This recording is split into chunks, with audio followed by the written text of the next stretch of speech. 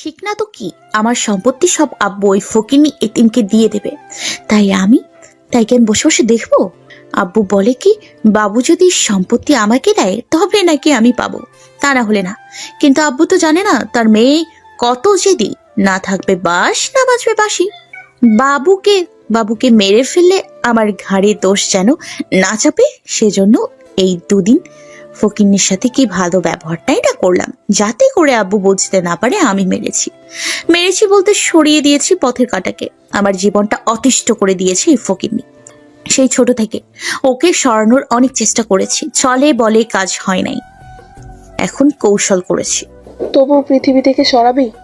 এতিমদের বাঁচার কোনো অধিকার নেই, ওরা এক একজন আমাদের মতো মেয়েদের জীবন অতিষ্ঠ করে দিচ্ছে। যা ভালো বুঝিস তাই কর, তবে সাবধান কথাটা লিক হয় না যেন, তাহলে কিন্তু আমাদের ফাঁসিতে ঝুলতে হবে। না রে, কাকপক্ষিতেও জানবে না, মরলেই গুম করে দিব। আমি তখন নিজেকে বিশ্বাস করতে পারছি না। পৃথিবীটা অন্ধকার করে আনছে, মাথা ঘুরছে। শুধুমাত্র সম্পত্তির জন্য আমার সাথে এত বড় অভিনয়, আর আমি এত বড় বোঝা। আজ এতিম বলে আমি এত খারাপ, আমি ফকিন্নি তাই বলে এত অবহেলা, এত বড় ছলনা। তবে তাই হবে, বর্ষা যেটা চেয়েছে। আমি তো অনাথ, আমার জন্য কেন একটা মেয়ে এতটা ঝামেলা সহ্য করবে? আমার তো আসলেই বেঁচে থাকার কোনো অধিকার নেই। আমি তাড়াতাড়ি জানালার ধার থেকে নিজের রুমে চলে আসলাম। এত বড় ছলনা করলো আমার সাথে, এত নিখুঁত অভিনয়। আমি এতটাই অপ্রয়োজনীয় বস্তু? ঠিক আছে, যার প্রয়োজন নেই সে চলে যাবে। আমি তো আসলেই একটা বোঝা। আমি ড্রয়ার থেকে কাগজ, যেটাই আমি সব কিছু বর্ষার নামে দিয়ে দিছি, সেটা লুকিয়ে পকেটে রাখলাম। চোখের পানিটা মুছে আয়নাতে দেখলাম, না ঠিক আছে, বোঝা যাচ্ছে না। আমি রুম থেকে সোজা বর্ষার কাছে চলে আসলাম। কই গিয়েছিলে বাবু? রুমে। নে জুসটা খেয়ে নে। কই দেন মেম সাহেব। বর্ষা গ্লাসটা এগিয়ে দিল। আমি দেরি না করে জুস নামক বিষটা একেবারে খেয়ে নিলাম। বর্ষা হয়তো অপেক্ষা করছে কখন মরবো। আমি এবার দলিলটা বের করে বর্ষার হাতে দিলাম। কি এটা? দলিল। কিসের দলিল? কেন জানেন না মেম সাহেব? এটা আপনার সম্পত্তির দলিল, যার জন্য আমাকে মেরে ফেলেছেন। কি কি কি বলছিস তুই? মেম সাহেব, আমি গরিব তবে লোভী না। বিষটা যদি আজ না খাইয়ে ছোটবেলায় খাইয়ে দিতেন, তাহলে আমাকে আর এত কষ্ট পেতে হতো না, আর আপনাকেও অত ঝামেলা সহ্য করতে হতো না। তুই জানিস? মেম সাহেব, মরার আগে কয়েকটি কথা বলি শোনেন। আমি আপনার শত্রু ছিলাম না। আমি ছোট থেকে এতিম তো, তাই একটু ভালোবাসা খুঁজেছি, আর খুঁজতে খুঁজতে আপনার বোঝা হয়ে গেছি। আমার না সম্পত্তির উপর লোভ নেই, লোভ ভালোবাসার উপর। তুই জানতিস তবুও কেন খেলি? মেম সাহেব, পারছি না বোঝা হয়ে থাকতে। বিষাক্ত হয়ে গেছি, আর হয়তো কিছু সময় থাকছি, তারপর বাবু নামে কেউ থাকবে না, আর আপনার বোঝা হয়ে থাকবে না। আব্বু আম্মুর খেয়াল রেখেন। আর হ্যাঁ, একটু মনে রেখেন, বাবু নামে কেউ ছিল যে খুব বিরক্ত করতো আপনাকে। আর হ্যাঁ, আপনার কাজে অনেক খুশি হয়েছি, একটু রাগ করিনি। ধন্যবাদ মুক্তি দেওয়ার জন্য। তুই জেনেও কেন করলি? কেন খেলি? আর কথা বলতে পারছি না, গলার শ্বাসনালী বন্ধ হয়ে আসছে। চোখে সব কিছু অন্ধকার দেখি, মুখ দিয়ে ফেনা পড়ছে। ঝাপসার উপর দিয়ে দেখলাম বর্ষা যেন কান্না করছে। না, হয়তো ভুল দেখছি, দম নিতে পারছি না। তখন খুব কষ্ট হচ্ছিল, তারপর আর কিছু মনে নেই, হয়তো শেষ হয়ে গেছে। বাবু নামের কেউ আর বিরক্ত করবে না বর্ষাকে। আমার যখন জ্ঞান আসলো, তখন দেখি একটা রুমে আমার পাশে আম্মু আঙ্কেল খুশি দিয়া বসে আছে। সবার চোখে পানি, কথা বলতে পারছি না, গায়ে কোনো শক্তি নেই, যেন সদ্য জন্ম নেওয়া বাচ্চা। কথা বলতেও পারছি না। আমাকে হসপিটালে কে নিয়ে আসলো? সবাই কেন কান্না করছে? আর আমাকে কেন বাঁচালো? বাবু, কেমন লাগছে তোর এখন? কথা বলতে পারছি না, ইশারা করে বোঝালাম ভালো। আমাকে কেন বাঁচালো? আর বর্ষা কই? আমি ভাবতেও পারছি না আমার কোন পাপের ফল ওই মেয়ে। ও এত নিচে নামবে আমি ভাবতেও পারছি না। আমি ওরে খুঁজে পাচ্ছি না। একবার পেলে আমি নিচে হাতে ওর গালে বিষ ঢেলে দিব। ওর মতো মেয়ের বেঁচে থাকার কোনো অধিকার নেই। ও আমার সন্তান না, কুসন্তান। মেম সাহেবকে কিছু বলবেন না। তিনি কোথায়? কথা বলতে পারছি না, তবুও কষ্ট করে মুখ থেকে বের হলো। এত কিছু হলো তবুও ওর নাম তুই বলছিস? ওর নাম মুখে নিস না, জানি না কোথায় গেছে, যেখানে যাই যাক, তোকে ফিরে পেয়েছি এটাই অনেক। আমার আর কিচ্ছু চাই না। আমি একটু পানি খাবো। কথা বলার সাথে সাথে খুশি বর্ষার মামাতো বোন নানার বাড়ি, যার সাথে পরিচয়, পানি খাইয়ে দিল। আমি ভাবতে পারছি না আমার মেয়ে এত বড় ছলনা করলো, এত সুন্দর অভিনয় করতে পারলো। আমি পানি খেয়ে একটু গায়ে বল পেলাম। আমাকে এখানে কে নিয়ে আসলো আর কেন নিয়ে আসলো? বর্ষাপু তোমাকে নিয়ে আসে, তারপর আমাকে ফোন দিয়ে বলে, আর আমরা আসার আগে পালিয়ে যাই। আপুকে আর খুঁজে পাচ্ছি না, আজ একদিন হয়ে গেল। একদিন? একদিন পর তোমার জ্ঞান আসলো। বর্ষা কোথাও জানো? এত কিছুর পরে বর্ষার নাম কেন করছিস? আমি মা হয়ে ওরে ত্যাগ করেছি, আর কে তুই ওর যে ওর নাম বারবার বলছিস? তোমরা কি সত্যি কেউ জানো না বর্ষা কোথায়? যেখানে থাকে থাকুক, অমন স্বার্থপর মেয়ের দরকার নেই। আমার কোনো মেয়ে নেই, আমার শুধু একটাই ছেলে, আর সে হলো আমার বাবু। আম্মু, আমি আপনাদের পালিত, আর মেম সাহেব কিন্তু আপনার নিজের মেয়ে। প্লিজ তার খোঁজ দিন, কোথায় সে। চুপ করে থাক তুই, আমি ডাক্তারের সাথে কথা বলে দেখি তোরে বাসায় নিয়ে যাব। আন্টি উঠে চলে গেল। তখন আমি, দিয়া আর খুশি কেবিনে। তোমরা জানো না মেম সাহেব কোথায়? ভাইয়া, এত কিছুর পর তুমি ওই মেয়ের নাম মুখে আনছো। আল্লাহর কাছে লাখো কোটি শুক্রিয়া যে তোমাকে ফিরে পেলাম। ওর নাম আর মুখে এনো না, যেখানে যাই যাক। একটা মেয়ে দুদিন কোথায় গেছে তোমরা একটু খোঁজ নিলে না? তখন আন্টি রুমে আসলো। বাবু, বিকালে তোকে বাসায় নিয়ে যেতে পারবো, দুপুরে তোরে আর একবার দেখবে ডাক্তার। আম্মু, তোমরা বাসা থেকে ফ্রেশ হয়ে আসো, তোমাদের চোখ মুখের তো বেহাল অবস্থা হয়ে গেছে। তোরে একা রেখে? আমি কি বাচ্চা যে হারিয়ে যাব? আমার কাছে কেউ একটা ফোন দাও। তোমরা গুছিয়ে ফ্রেশ হয়ে চলে এসো, আমি ততক্ষণ ফোন চালাবো। ভাইয়া নাও আমার ফোন। আচ্ছা, সাবধানে যেও। ওরা চলে গেল। এখানে ওরা আছে, এটা আমার কাছে কেন লাগছে? একটা এতিমের জন্য ওরা কেন কষ্ট করবে? তবে বর্ষা এতটা পাষাণ? বর্ষার মনে কি একটু মায়া নেই আমার জন্য? এতগুলো বছর একসাথে, তবু আমারে মারতে ওর বিবেকে বাঁধলো না? এই দুনিয়াতে কি জীবনের থেকেও অর্থের মূল্য অনেক বেশি? মানুষের জীবনের কি কোনো মূল্য নেই? তবে আমি বর্ষার কাজে কোনো মাইন্ড করি নাই, বিন্দু মাত্র না। তবে বর্ষার জন্য চিন্তা হচ্ছে, মেয়েটা গেল কোথায়? বর্ষার কথা চিন্তা করতে করতে অনেকক্ষণ পার হয়ে গেল। আমি তখন খেয়াল করলাম কে যেন দরজার পাশে আমার দিকে উকি দিয়ে তাকিয়ে আছে। পর্দা দেওয়া, তার উপর তার মুখ ঢাকা, আমার দিকে একভাবে তাকিয়ে আছে। আমি শোয়া থেকে উঠে কেবিনে হেলান দিয়ে বসলাম। তখন তারে ভালোভাবে দেখতে পেলাম, তবে খালি তার চোখ দুটি, আর দেখেই চিনতে পারলাম। মেম সাহেব, আপনি এতদিন কোথাও ছিলেন? প্লিজ আমার সামনে আসুন। আমার কথা বলার সাথে সাথে বর্ষা সেখান থেকে দৌড়ে চলে গেল। আমি যে দৌড়ে যাব, কিন্তু স্যালাইন চলছে, সেজন্য যেতে পারলাম না। তবে আমি ডাকার সাথে সাথে বর্ষা ছুটে পালালো। আমি বেশ কয়েকবার ডাকলাম, কিন্তু চলে গেল। তার মধ্যে আম্মুরা চলে আসলো। আসার সাথে সাথে, আম্মু, বর্ষা এসেছিল কি? কি, ওই ডাইনি এসেছিল তোকে মারবার জন্য? দরজার কাছে দাঁড়িয়েছিল, ডাকার সাথে সাথে দৌড়ে পালিয়ে গেছে। আম্মু, জানি না ওই মেয়েটা আবার কি ক্ষতি করতে এসেছিল। তোরে এখনই বাসায় নিয়ে যাব, আর মোটেও তোরে একা রাখবো না। শকুনের নজর লেগেছে তোর উপর। আম্মু সাথে সাথে চলে গেল মামার কাছে। খানিক পরে আমার হাত থেকে স্যালাইন খুলে দিল। তারপর সব ঝামেলা শেষ করে আমাকে বাসায় নিয়ে আসলো। আমাকে নিয়ে ধরে সোজা আমার রুমে চলে গেল। তারপর খাটে শুইয়ে দিল। আগের থেকে একটু সুস্থ। আমি চুপচাপ বসে আছি, আমার পাশে দিয়া আর খুশি বসে আছে। তোমরা দুজন আমার একটা হেল্প করবে? কি? বর্ষা কোথায় আছে আমাকে বলবে, ওর খোঁজটা এনে দেবে। না, আন্টি জানলে খুব বকা দেবে।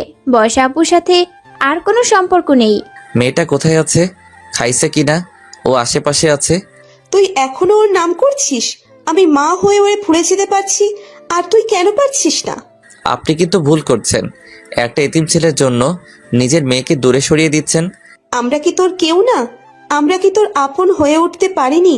কেন বারবার নিজেকে এতিম এতিম বলছিস? না না আম্মু, তোমরাই আমার আপন। তোমরা ছাড়া আমার আর কে আছে? কিন্তু মেম সাহেব, ও আমার অনেক আপন, তারে যে মিস করছি। ওই মেয়ে তো তোকে কিছু ভাবে না।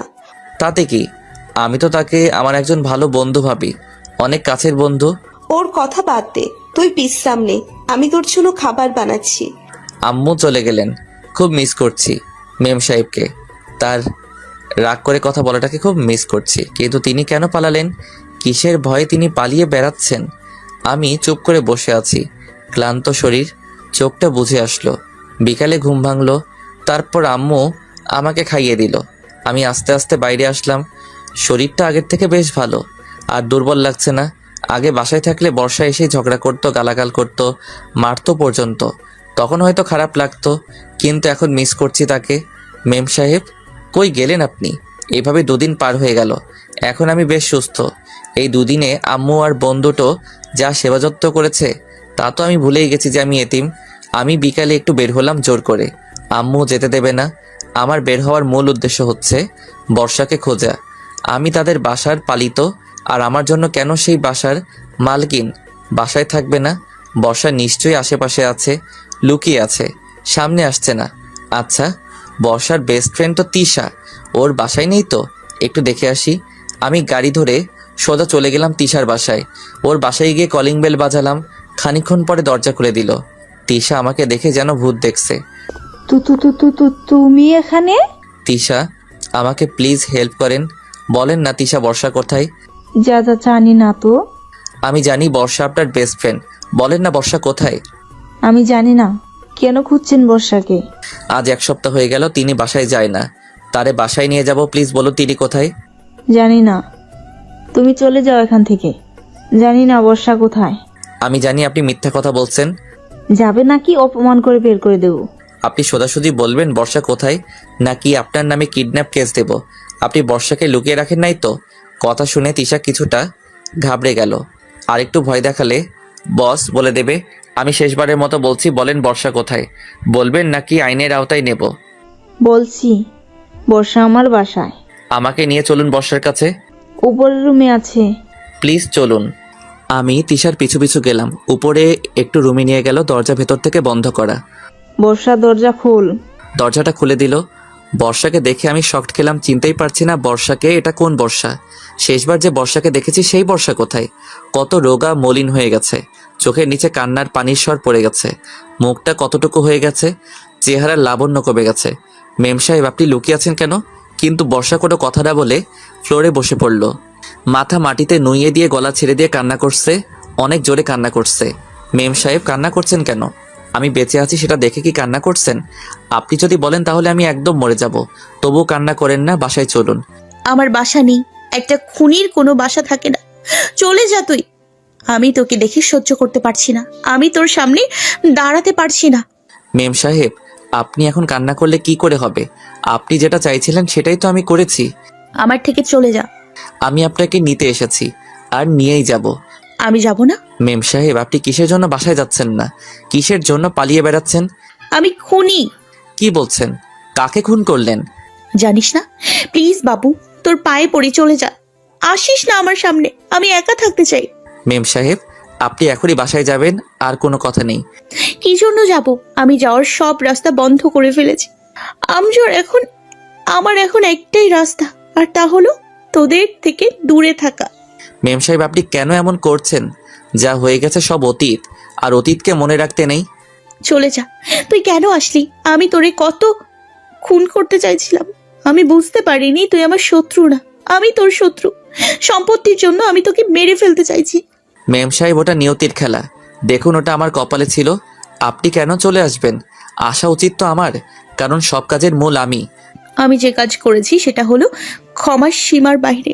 মেম সাহেব, আমি কখনোই আপনার উপর বিন্দুমাত্র রাগ করি নাই। যা হচ্ছে ভুলে যান।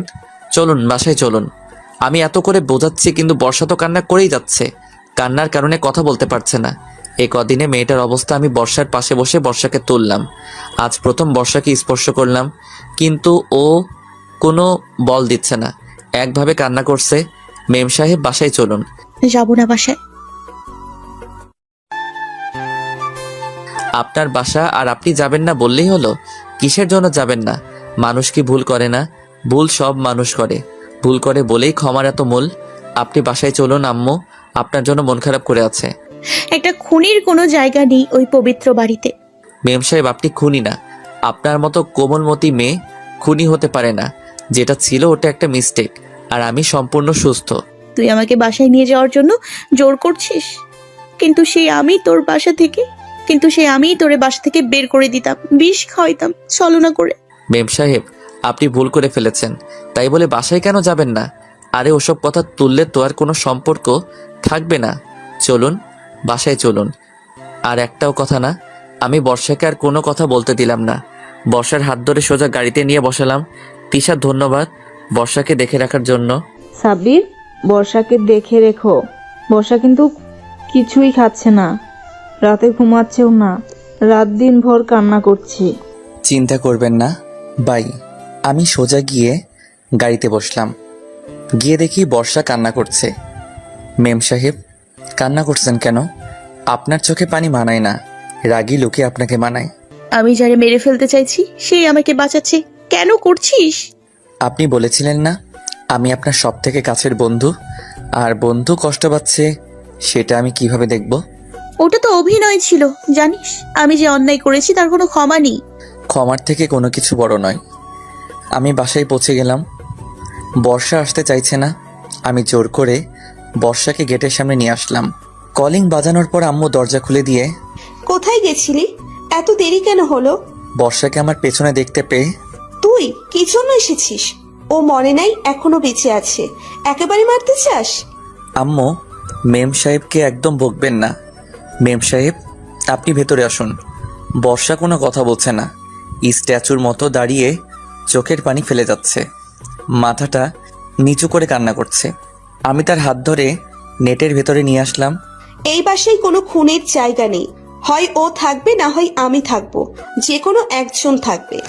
ও খপনার মেয়ে, আমু মেয়ের সাথে এমন ব্যবহার কেন করছো? যেটা হয়ে গেছে তা নিয়ে পড়ে থাকলে সম্পর্কটাই তো নষ্ট হয়ে যাবে। মানুষের ভুলটা কেন ধরে সবাই?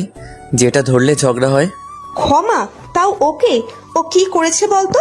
আমার মেয়ে এত বেয়াদব আমার ধারণার বাহিরে ছিল। এত লোভী তোর মতো মেয়ে না থাকাই ভালো।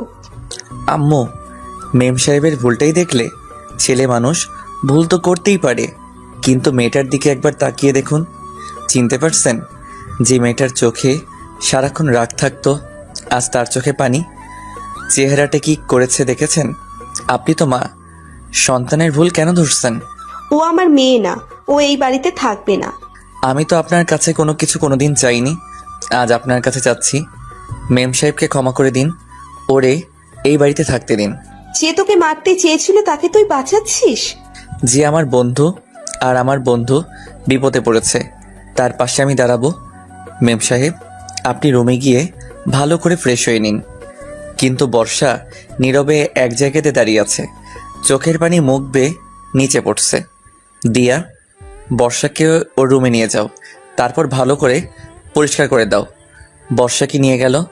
আম্মু, মেম সাহেবকে আর যেন কিছু বলেন না। মেয়েটা মানসিকভাবে অনেক ভেঙে পড়েছে, তাকানো যাচ্ছে না মেয়েটার দিকে। দেখছেন মুখটা শুকিয়ে কি হয়ে গেছে? তোর মধ্যে কি রাগ অভিমান বলে কিছু নেই? যেগুলো মানুষের মধ্যে ফাটল ধরিয়ে দেয় সেগুলো ভেতরে কেন রাখবো? যা মানুষকে কাছে নিয়ে আসে আমার মধ্যে হয়তো তাই আছে। বর্ষা বাসায় থাকুক, তবে আমারে যেন না ডাকে, আমার সামনে যেন না আসে। ওর উপর থেকে আমার মায়া উঠে গেছে। এটা আপনার মনের কথা না? সন্ধ্যা হয়ে গেছে, কিছু খেয়ে নে। আপনি খাবার দেন, আমি আসছি। আমি বর্ষার রুমের দিকে আসলাম। এসে দেখি বর্ষা খাটের নিচে বসে কান্না করছে। দিয়া আর খুশি বোঝাচ্ছে, কিন্তু কান্না থামছে না। মেম সাহেব, আসুন খেয়ে নিন, না খেয়ে খেয়ে ফেলে দেওয়ার মতো হয়েছে। আমার একটু বিষ এনে দে, আমি বাঁচতে চাই না। আমি বেঁচে থাকলে শুধু খারাপটাই করি, আমি অপ্রয়োজনীয়, বেঁচে থেকে কোনো লাভ নেই। মেম সাহেব, সব ঠিক হয়ে যাবে। আপনি কেন কান্না করছেন? আপনি আমাকে বিষ খাইয়েছেন, আমি তো কিছু বলছি না, তো আপনি কেন কান্না করছেন? আপনার কান্না কিন্তু আমার সহ্য হয় না। তোর সামনে আসতে পারছি না, লজ্জায় কি করব আমি? আমি এত লোভী। আগে যদি তোর সাথে ভালো ব্যবহার করতাম তাহলে আজ আর এই দিন দেখতে হতো না। রাত অনেক হলো, আসেন খেয়ে নিন। আমি বর্ষাকে তুলে নিয়ে আসলাম খাওয়ার টেবিলে। আম্মু তো রেগে যাচ্ছে, কিন্তু আমার অনুরোধে তিনি কোনো কথা বললেন না। আজ অনেক করে খাবেন, ঠিক মতো তো খাওয়া দাওয়া করেন না। বর্ষা খাবার নিয়ে নাড়াচাড়া করছে, কিন্তু মুখে দিচ্ছে না। বলা বলিতে কিছু খাবার খেলো, তারপর শুতে চলে গেল। আমিও চলে আসলাম। ঘুমাতে। ক্ষমা করে দিয়ে যে স্বস্তি পাওয়া যায় তা প্রতিশোধ নিয়ে পাওয়া যায় না। যে ক্ষমা করতে জানে সে মন থেকে সুখী মানুষ। তবু মানুষ প্রতিশোধ নেবার জন্য ভালোবাসাগুলো শেষ করে দিচ্ছে। আমি শুয়ে পড়লাম। মাঝরাতের দিকে হালকা করে কান্নার শব্দ পেলাম। উঠে দেখি বর্ষার রুম থেকে আসছে। রাত তখন 2টো বাজে। জানালার পর্দা সরিয়ে দেখি বর্ষা বসে বসে কান্না করছে। কান্না করতে করতে চোখ ফুলে লাল হয়ে গেছে। আমি আর গেলাম না। কান্না করুক, কান্না করলে মন হালকা হয়। তারপর গিয়ে শুয়ে পড়লাম। সকাল 9টার সময় ঘুম ভাঙলো। ফ্রেশ হয়ে বাইরে আসলাম। এসে দেখি সবাই বসে আছে, বর্ষা বাদে। মেম সাহেব কই? রুমে। আমি সোজা বর্ষার রুমে গেলাম। গিয়ে দেখি বর্ষা শুয়ে আছে। সামনে গিয়ে দেখি চোখের পানি অঝরে পড়ছে। মেম সাহেব, আপনি এখনো কান্না করছেন? চলুন বাইরে চলুন। আমি এত খারাপ ব্যবহার করলাম আর তুই একটিবারও রাগ করিস নাই। আর আর এখন আমার জন্য এত কিছু কেন করছিস? আপনি বলেছিলেন আমি আপনার সবচেয়ে কাছের বন্ধু। মিথ্যে বলেছিলাম, ছলনা করেছি। তাই কি বলতেছিলেন?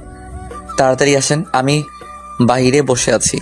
আপনি আসলে তাই খাবো। ক্ষুধা লাগছে কিন্তু। আমি বাইরে চলে আসলাম। তখন হঠাৎ কলিং বেল বাজলো। আমি উঠে গেলাম। দরজা খুলে দেখি বড় খালাম্মু। তাকে দেখে বুকের ভেতর লাফিয়ে উঠল। যেন কত আপন কেউ। তিনিও আমার দিকে অবাক হয়ে তাকিয়ে আছে। আমি তো আন্টার দিকে একভাবে তাকিয়ে আছি। আমি যেন নিজের ভেতরে নেই। খালাম্মুর দিকে তাকিয়ে একটা অজানা তৃপ্তি পাচ্ছি। তার কথায় ধ্যান আসলো।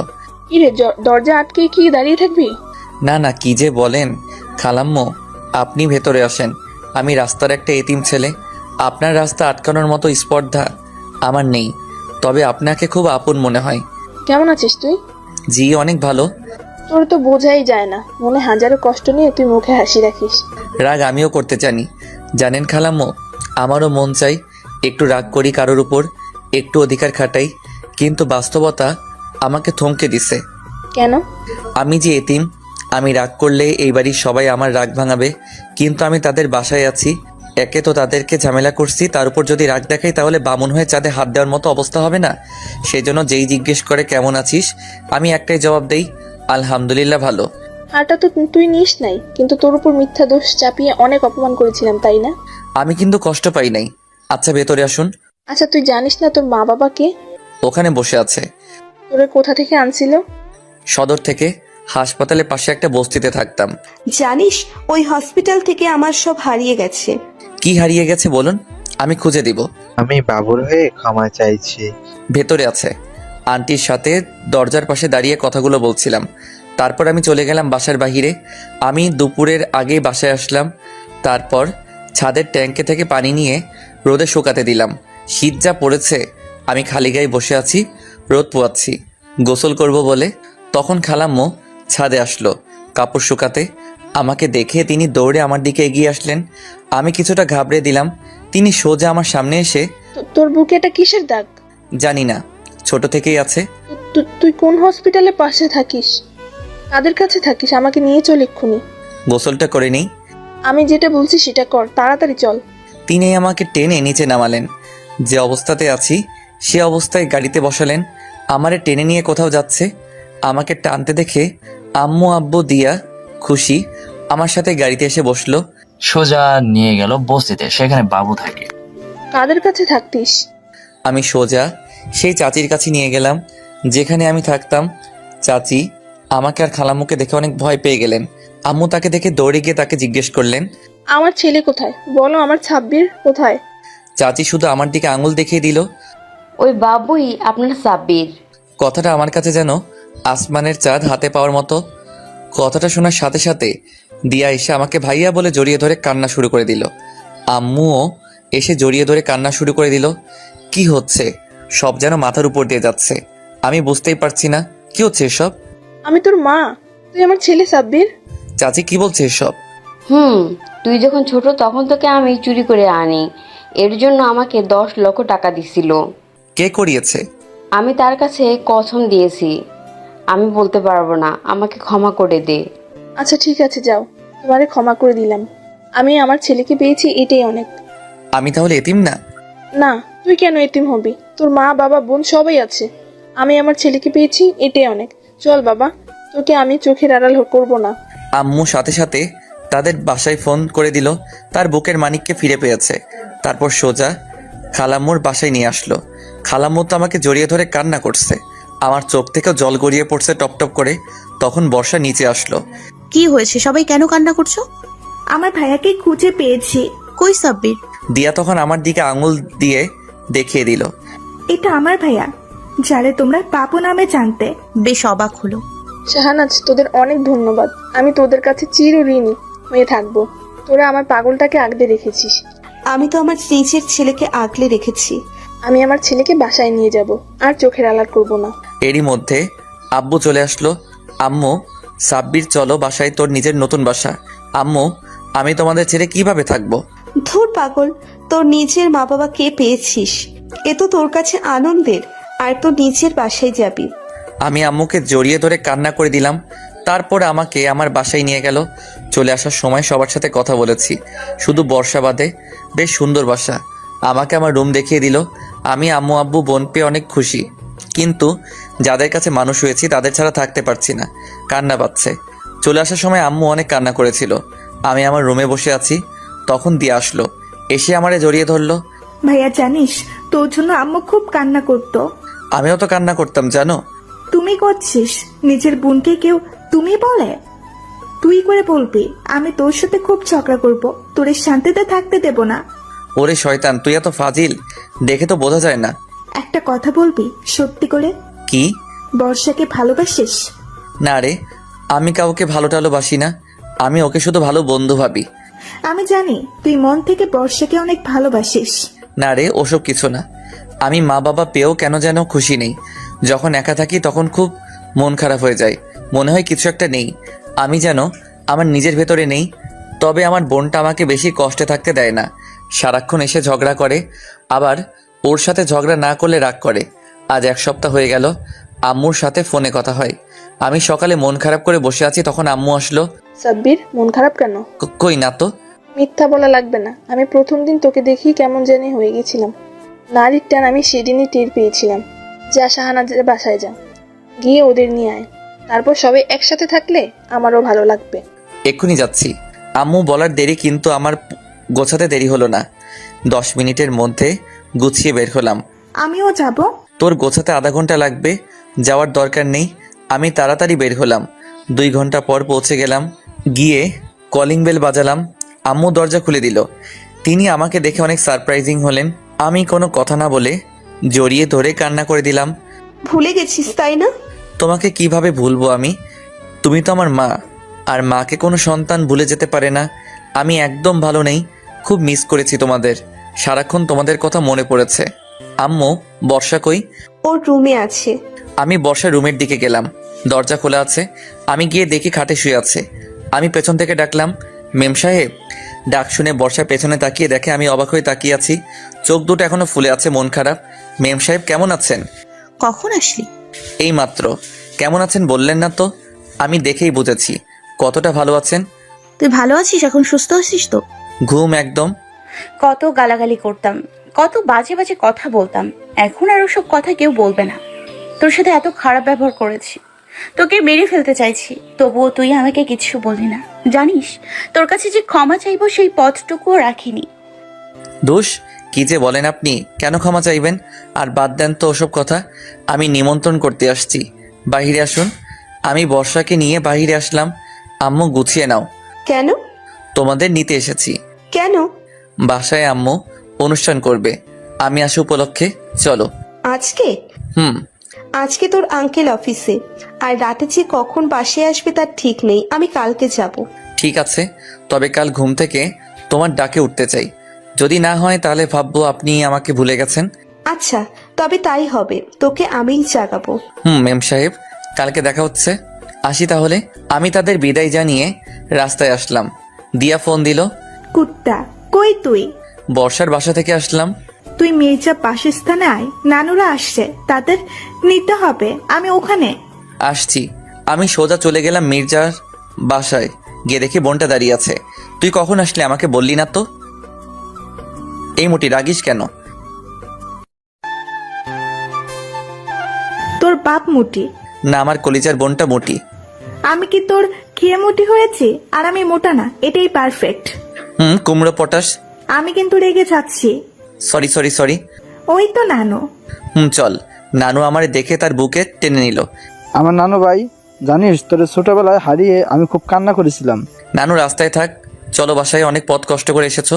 তারপর সকলের সঙ্গে কুশল বিনিময় করে গাড়িতে নিয়ে বসলাম। বাসায় নিয়ে আসার পর আম্মু তাদের সাথে কথা বলল। তোর আম্মুরা কোথায়? কালকে আসবে, আঙ্কেলের অফিস কালকে ছুটি দিছে। বর্ষাকে নিয়ে আসিস নাই কেন? আম্মু খেয়াল ছিল না, আমার একদম খেয়াল নেই। ওদের জন্য কখনোই অবহেলা করিস না। আমি তোরে জন্ম দিছি, কিন্তু তুই কিন্তু ওদের কাছ থেকেই মানুষ হয়েছিস। ঠিক আছে আম্মু। তারপর সবাই মিলে বেশ মজা করলাম, খাওয়া দাওয়া করলাম, তবে মনের মধ্যে স্বস্তি পেলাম না। সারাদিন মজা করে কাটালাম। রাতে আম্মুর সাথে ফোনে কথা বলে শুয়ে পড়লাম। সকালবেলা আম্মু এসে আমারে ডাকলো। বাবু, এই বাবু আমি আসছি, ঘুম থেকে ওঠ। আমি চোখ মেলে তাকিয়ে দেখি তিনি আমার পাশে বসে আছে। আম্মু লাভ ইউ, আমার কথা রাখছো? 2 মিনিট দাও, আমি ফ্রেশ হয়ে আসছি। যা। আমি গুছিয়ে বাহিরে আসলাম। এসে বর্ষাকে খুঁজতেছি কিন্তু পাচ্ছি না। আম্মু বর্ষা কই? আসে নাই। আসে নাই মানে? জানি না, আসবে না বলে কান্না করছিল। অনেকবার বললাম, তবুও আসলো না। কেন? তোর সামনেও দাঁড়াতে পারছে না, বলছে কিভাবে দাঁড়াবো, মুখ উঁচু করে ওর সামনে। আচ্ছা আমি দেখছি। আমি দেরি না করে জ্যাকেট পরে গাড়ি করে সোজা চলে আসলাম বর্ষার কাছে। কলিং বেল বাজালাম। খানিক বাদে বর্ষা দরজা খুলে দিল। মেম সাহেব, আপনি যান নাই কেন? আমি তোর জীবন কেড়ে নিতে চাইছিলাম, তোকে অনেক কষ্ট দিতে চেয়েছি। তুই এখন একটু হ্যাপি আছিস। আমি চাই না আমার অভিশপ্ত নজর ছায়া তোর দিকে পড়ুক। তোর সুখের পথে কাটা হতে চাই না। আপনি অযথা নিজেকে দোষারোপ করছেন। আপনি যাবেন এটাই আমার শেষ কথা। 5 মিনিট সময় দিচ্ছি, গুছিয়ে নিন। না, আমি যাব না। আমি বলছি যেতে হবে, যান, গুছিয়ে নিন। প্লিজ সাব্বির, আমারে জোর করিস না, আমি যাব না। আমি অত কিছু জানি না। যাবেন যাবেন যাবেন। আর আমাকে সাব্বির না, বাবু বলেই ডাকবেন। দেখ, আমি গেলে তোর ক্ষতি ছাড়া কোনো লাভ হবে না। লাভ লস আমি দেখতে চাই না। আপনি গুছিয়ে নিন, না হলে আমি কিন্তু কষ্ট পাবো। একটু ওয়েট কর। একটু বলে 10 মিনিট পর আসলো। মোটামুটি সেজেছে, তবে মুখের মাঝে মেঘ, কোনো হাসি নেই। মেম সাহেব, আপনি শুধু কষ্ট পাচ্ছেন, আমরা সবাই সবকিছু মেনে নিচ্ছি, শুধু আপনি পারছেন না কেন? যে অন্যায় করেছি তার কোনো ক্ষমা নেই। খুন করলে ক্ষমা হয়, আর আপনি তো না বুঝে করেছেন, বাদ দেন। চলুন তো। 2 ঘন্টা পর নিজের বাসায় পৌঁছালাম। এরপর সবাই এক জায়গায় বসে আড্ডা দিচ্ছি। বর্ষা পরিস্থিতি বুঝে মুখে হাসি এনেছে। তবে আমি জানি বর্ষার মন খারাপ। আচ্ছা, কারোর মন খারাপ থাকলে কি করে হবে? মন ভালো করতে হবে। মেম সাহেবের মন খারাপ, তার মন ভালো করে দাও। ওরে কাতুকুতু দে, তাহলে নিশ্চয়ই হাসবে। খুশি দাও তো। আমার ভালো লাগছে না, তোমরা মজা করো, আমি আসছি। কেন? কিন্তু বর্ষা কোনো কথা না বলে অন্য একটা নিরিবিলি রুমে চলে গেল। যে মেয়েটার চোখে সারাক্ষণ রাগ থাকতো, আজ সেই মেয়ের চোখে পানি শুকাচ্ছে না, সারাক্ষণ কান্না করে। আস্তে আস্তে সব ঠিক হয়ে যাবে। দুপুরে সবাই একসাথে খাচ্ছি, তখন নানু বলল, আচ্ছা, ছেলে তো বুড়া হয়ে গেছে, বিয়েটা দিয়ে দে। শাহানাজ, তোর ছেলে কবে বিয়ে দিবি? এবার তো একটা মেয়ে দেখ। দেখতে হবে। একটা কথা বলবো? কি? আমি একজনকে অনেক ভালোবাসি। কথাটা শোনার সাথে সাথে বর্ষার মুখে আবারও মেঘ এসে জমা হলো। কে সেই মেয়ে? আছে কেউ? আমরা তাকে দেখব। কালকে নিয়ে আসবো। ঠিক আছে, তোর পছন্দ করা মেয়ের সাথেই তোর ছেলের বিয়ে দে। Thank you. বর্ষা প্লেট রেখে চলে গেল না খেয়েই। আমি খেয়ে দিয়ে নিজের রুমে গেলাম। তখন শুনতে পেলাম পাশের রুম থেকে কান্নার আওয়াজ ভেসে আসছে। পরিচিত কণ্ঠ। গিয়ে দেখি বর্ষা খাটের নিচে বসে কান্না করছে। কান্না কম করছে, তবে ফুপাচ্ছে বেশি। হঠাৎ করে কান্নার কারণটা খুঁজে পেলাম না। মেম সাহেব, এখন কি জন্য কান্না করছেন? বর্ষা কোনো জবাব দিল না। কান্না থামিয়ে চুপ করে মাথা নিচু করে আছে, কোনো কথা বলছে না। কি হলো, কথা বলছেন না? আমি বাড়ি যাব, আমার এখানে ভালো লাগছে না। কেন কান্না করছেন? আর এখন কেন বাসায় যাবেন? একটা কথা জিজ্ঞেস করব, কিছু মনে করবি না তো? নাকি? কথা বলেন। বলছি কি, তুই কাকে ভালোবাসিস? মেয়েটাকে? সেটা সারপ্রাইজ। মেয়েটা অনেক লাকি হবে, দেখে নিস। তা জানি না, তবে আমি যদি তাকে পাই তাহলে আমি অনেক লাকি হব। এখন কিন্তু আমার থাকা উচিত না। আমি শুধু শুধু তোর সুখের সময় থাবা বসাই, আর সামনে তোর বিয়ে, চাই না আর কোনো ঝামেলা হোক। আপনি থাকবেন, এটা আমার শেষ কথা। আপনি কোথাও যাচ্ছেন না। দেখ, এতে তোরই ভালো। আপনি কি সত্যি আমার ভালো চান? তাহলে আপনি কোথাও যাবেন না, তাতেই আমার ভালো। আসেন, আমরা বিকালে ঘুরতে বের হব। আমাদের বাসাটা কিছুটা গ্রাম অঞ্চলে। বর্ষা না রে, আমি যাব না। আপনি যাবেন, নিন, গুছিয়ে নিন। আমি বর্ষার রুম থেকে চলে আসলাম, তখন দেখি দিয়া দাঁড়িয়ে আছে। রুমের মধ্যে কি কথা হচ্ছিল? কই কিছু না। আমি জানি। বেশি জানলে তাকে কি বলে বলতো? তোর মন্টু। বলে রাগ দেখিয়ে চলে গেল। যাই, খুশির সাথে গল্প করে আসি। খুশির ওখানে গিয়ে দেখি খুশি ফোন টিপছে। এই খুশি, তোমার বয়ফ্রেন্ড আছে? ওলে বাবা রে, কেন তুমি জানো না বুঝি? আমি জানবো না আবার? তো করে দেখাচ্ছ আমার ভাবিকে। আমার না ভয় করছে, যদি ওদিকে আম্মুরা গল্প করছে। সাব্বির কোনো খারাপ মেয়েকে পছন্দ করবে না। ওর চয়েস একদম খাঁটি সোনা, দেখি নিও। তাড়াতাড়ি বিয়ে দিতে হবে, এখনো অনেকের বিয়ে দেওয়া বাকি। এখন 6-7টায় বিয়ে দিতে হবে। 26 পর বর্ষা, তারপর খুশি, দিয়া। বাসা থেকে অনুষ্ঠান শেষ হচ্ছে না। সবাই এত আনন্দ করছে, কিন্তু বর্ষা হাসছে না কেন? সারাক্ষণ মন খারাপ করে বসে থাকছে। মেয়েটা অনেক মানসিক চাপে আছে, নিজেকে নিজে ক্ষমা করতে পারছে না। যা অন্যায় করেছিল আমি প্রথমে ওরে দেখতে পারতাম না, বলেছিলাম আমার সামনে আসিস না, কিন্তু মেয়েটা সারাক্ষণ রুমে দরজা বন্ধ করে কান্না করত। জানো আপু, 2 দিন রুম থেকে বের হয়নি, ওভাবে কান্না করেছে। আমি রাগে দেখতাম না, কিন্তু 2 দিন পরে গিয়ে দেখি রুমে জ্ঞান হারিয়ে পড়ে আছে। তারপর ডাক্তার আনা হয়। বলিস কি, এসব আমাদের কেন জানাসনি? বর্ষা বলতে নিষেধ করেছিল, মেয়েটা আমার। সাব্বির সবকিছু তো ভুলে গেছে। কিন্তু বর্ষা পারছে না, ও নিজেকে ক্ষমা করতে পারছে না। আস্তে আস্তে ঠিক হয়ে যাবে। এদিকে খুশির সাথে কথা বলে বাইরে আসলাম। এসে নিজের রুমে এসে দেখি ফোনে অনেকগুলো SMS, সাথে মিস কল। আজকে আমি শেষ। আমি তো ভয়ে ভয়ে ফোন ব্যাক করলাম। খানিক পরে ফোন রিসিভ করে শুরু হয়ে গেল ভাষণ আর শাসন। তুমি ফোন কেন ব্যবহার করো? ফোন কি তোমার আটার বস্তা যে কাছে করে রাখতে কষ্ট হয়? নাকি আপনজন পেয়ে আমার প্রয়োজন শেষ? কথা ক্লিয়ার করে বলো, আমাকে রাগিও না। আমি কি অমন যে সুসময় এসে দুঃসময় মানুষটিকে ভুলে যাব? যে আমার বিপদে ছিল সে আমার পাশে সুসময়েও থাকবে, এবং তার চিরদিনের জন্য আমি তাকে জীবনসাথী করব। এই এই এর মাথা ঠিক আছে তো? একটু ভেবে বলো। ভেবেই বলছি। বাবু টুকু। সাবির, তুমি যেটা বলছো সেটা কিন্তু ঠিক না, তোমার পরিবার মেনে নেবে না। আমি বললে তারা অমত করবে না। তুমি রাজি কিনা তাই বলো। পারবে আমার জন্য আমার কাছে আসতে? তুমি তো চিটিং করে আমাকে প্যাচে ফেলেছো, তো আমি কি করব? তুমি মানুষ, আমি মানুষ, এটাই। তবুও এটা ঠিক না, তুমি মুসলিম আর আমি হিন্দু। কিন্তু তাপসী, আমি তোমাকে বিয়ে করব। আমার জন্য তুমি মুসলিম হতে পারবে না? এটা গল্প, কেউ বাজে ভাববেন না, আর কষ্ট পাবেন না। সম্পূর্ণ আমার মনের কাল্পনিক। তাপসী, যাকে আমি ভালোবাসি, কিন্তু সে আমার অনেক ভালো বন্ধু। বর্ষা যখন আমার এই কলেজে সবার সামনে অপমান করত, তখন তাপসী এসে বসতো আমার পাশে, আমাকে সান্ত্বনা দিত, সব ঠিক হয়ে যাবে। সারাক্ষণ চিন্তা করত কিভাবে আমাকে ভালো রাখা যায়। সে আমাকে খুব ভালো একটি বন্ধু ভাবে, আমিও তাকে অনেক ভালোবাসি। আমি চাই সে মুসলিম হোক আর আমার সাথে সারা জীবন থাকুক। শোনো, আমি তোমাকে অনেক ভালোবাসি, কিন্তু আমার বাবা মা আছেন। আমি সব সামনে নেব। তুমি আসবে আজকে? যদি বলো আসতে। আসো, আমি আমার বাসার সবার সাথে তোমার পরিচয় করিয়ে দেব। আচ্ছা, তাহলে এখন বের হই, আম্মু ঠাম্মাদের বাসায় গেছে। আসো, আমি তোমার জন্য অপেক্ষা করছি। আসছি। আচ্ছা, বর্ষা কেমন আছে? ভালো, তবে আর আমার অপমান করে না। এখন সে অনুশোচনায় আছে, অনেক পরিবর্তন হয়েছে। আমি বলেছিলাম না। এসো। আর বাসায় এদিকে সবাই বসে আছে, ঘুরতে যাবে তাই। কিন্তু বর্ষা ওর রুমে মন খারাপ করে সবে আছে, তখন বর্ষা রুমে দিয়ে গেল। আপু, তুমি এখনো গোছাও নাই? না রে, যেতে ভালো লাগছে না। আরে চলো তো, দেখবে ভালো লাগবে। না, যাবো না। একটা কথা জিজ্ঞাসা করব, কিছু মনে করবে না? না, বলো। তুমি কি ভাইয়াকে ভালোবাসো? চাইলেই কি সব হয়? আমার মতো লোভী, খুনি, বেঈমান, ছলনাময়ী মেয়ে কখনো কাউকে ভালোবাসতে পারে না। তুমি ওইসব কথা কেন বলো? বলো না ভালোবাসো সাব্বিরকে। জানো, আমি কখনো সাব্বিরকে ভালো চোখে দেখতাম না। ও আমার চোখের কাঁটা ছিল। সেই ছোট্ট থেকে চাইতাম কিভাবে ওরে সরিয়ে দেয়া যায়। সব সময় গালাগাল করতাম, সবার সামনে অপমান করতাম। এভাবে সময় পার হচ্ছিল, আর আমার অপমানের মাত্রা বাড়ছিল।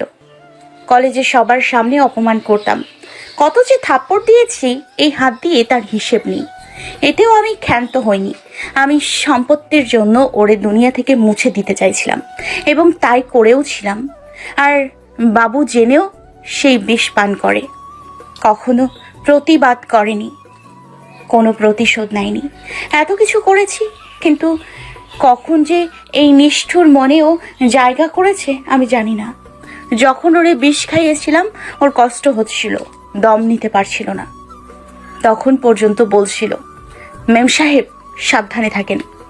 তখন হয়তো বুঝতে পেরেছিলাম আমি কি করেছি, কিন্তু তখন সমস্ত রাস্তা বন্ধ করে ফেলেছি। আর আমি ভালোবাসি, তবে গোপনে। চাই না ওর কোনো ক্ষতি হোক আমার দ্বারা। আমি যে অন্যায় করেছি, তাতে করে আমি যদি ওরে চাই, সেটা অন্যায়। বামন হয়ে চাঁদ হাতে পাওয়ার মতো। যেটা আছে সেটা মনে থাক। তুই এসব কথা কাউকে বলিস না। সামনে ওর বিয়ে। আরে দেখবে ভাইয়া তোমাকে সিলেক্ট করবে। না, আমি ওর জীবনে আসতে চাই না। আমি ওর জীবনে অভিশাপ স্বরূপ। তুমি নিজেকে দোষী ভাবছো, কিন্তু সবাই কিন্তু সব ভুলে গেছে। শুধু তুমি ভুলতে পারছো না। জীবনটাকে সহজ করে দেখো, দেখবে অনেক সহজ লাগবে। তুমি যত কঠিন করে দেখবে ততই কঠিন হয়ে যাবে। চলো ঘুরতে যাব, তারপর দেখা যাবে কে কাকে পায় আর না পায়। আর এদিকে আমি ওয়েট করছি তাপসীর জন্য। সে কখন আসবে, সবার সাথে তার পরিচয় করিয়ে দেব। আমি তাপসীকে ফোন দিলাম। কত দূর? জিপিএস বলে তোমার বাসায় পৌঁছাতে 10 মিনিট সময় লাগবে। আসো, আমি ওয়েট করছি। কি রে, তুই যাবি না? যাবো, 10 মিনিট ওয়েট করো। তো কাকে ভালোবাসিস বল, কই সে? আছে দেখতে পাবি, ওয়েট কর। বর্ষা তোর কে হয়? বন্ধু। আমি বর্ষাকে অনেক ভালো বন্ধু ভাবি। তাছাড়া আর কিছু না? বন্ধু ভাবি, তাছাড়া আর কি ভাববো? বন্ধুত্বের উপর আর কি আছে? আসো তাপসী, ভেতরে আসো। নার্ভাস লাগছে যদি কিছু হয়? প্রথমবার শ্বশুরবাড়ি আসলে এমন হয়। ধ্যাত। চলো। আম্মু তোমরা কই? এদিকে এসো, দেখো কে এসেছে। সবাই আসলো। কে এ? তোমাদের হবু বৌমা। পছন্দ হয়েছে? ভারী মিষ্টি মেয়ে। আমি তাপসীকে সবার সাথে পরিচয় করিয়ে দিলাম। তাপসী গুরুজনদের প্রণাম করলো। তাপসী, তুই কখন আসলি? বর্ষার কথা শুনে সবাই অবাক হয়ে গেল। তাপসী, এটা কি নাম? হ্যাঁ আম্মু, ও হিন্দু। আমি ওকে ভালোবাসি। আমি ওরে বিয়ে করতে চাই। কথাটা শুনে বর্ষার মনে হলো কেউ তাকে তীর দিয়ে মেরে ফেলছে। তাই বলে একটা? জানো আম্মু, মেম সাহেব যখন অপমান করত, সবার সামনে সবাই হাসাহাসি করত, কিন্তু তাপসী আমার পাশে থাকতো। আমার খারাপ সময়ের সাথী ছিল। আমার কথাটা শুনো, আমি তোমাকে বিয়ে করতে এখানে আসিনি। কি বলছো তুমি? বাবু, তুমি আমার সব থেকে কাছের বন্ধু, বেস্ট ফ্রেন্ড, অনেক বেস্ট। তোমাকে আমি অনেক ভালোবাসি, তবে বন্ধু হিসেবে। দেখো বাবু, আমার না বাবা মা আছে, আর আমি তাদের স্বপ্ন পূরণ করব। আমাকে ঘিরে তাদের অনেক স্বপ্ন। তুমি বন্ধু হিসেবে যতটা গুরুত্বপূর্ণ, তেমনি বাবা মা হিসেবেও তারাও অনেক গুরুত্বপূর্ণ। তুমি কিন্তু কখনো পারবে না তোমার বাবা মার মনে কষ্ট দিতে। কিন্তু তুমি কি চাও তোমার বন্ধু তার বাবা মার মনে কষ্ট দিক? আমি তোমার বন্ধু, আর বন্ধু হিসেবে সারা জীবন পাশে থাকতে চাই। আমি তোমাকে হারাতে চাই না, আবার মা বাবাকেও হারাতে চাই না। কিন্তু যদি তোমাকে বিয়ে করি, তুমি তোমার বাবা মাকে হারাবে আর আমি আমার। এতে কিন্তু আমরা দুজনে কেউই হ্যাপি থাকতে পারবো না। এখন সিদ্ধান্ত তোমার। আমি জানি আমার বন্ধু কখনো আমার খারাপ চাইবে না। আম্মু, আমি কি কিছু ভুল বলেছি? যদি বলে থাকি আমাকে বলুন। আমি এই কথাটা ফোনে বলতে পারতাম, কিন্তু ফোনে বললে তুমি বুঝতে না, আর আন্টি আমাকে ভুল বুঝতো। কি আমি ভুল কিছু বললাম আন্টি? সাব্বির, তাপসী কিন্তু একদম ঠিক কথা বলেছে। বন্ধু হিসেবে তোমাকে চাই, সারা জীবন আমার পাশে থেকো। আমার বাবা মা আসছে, তারা গাড়িতে বসে আছে, কথা বলবে।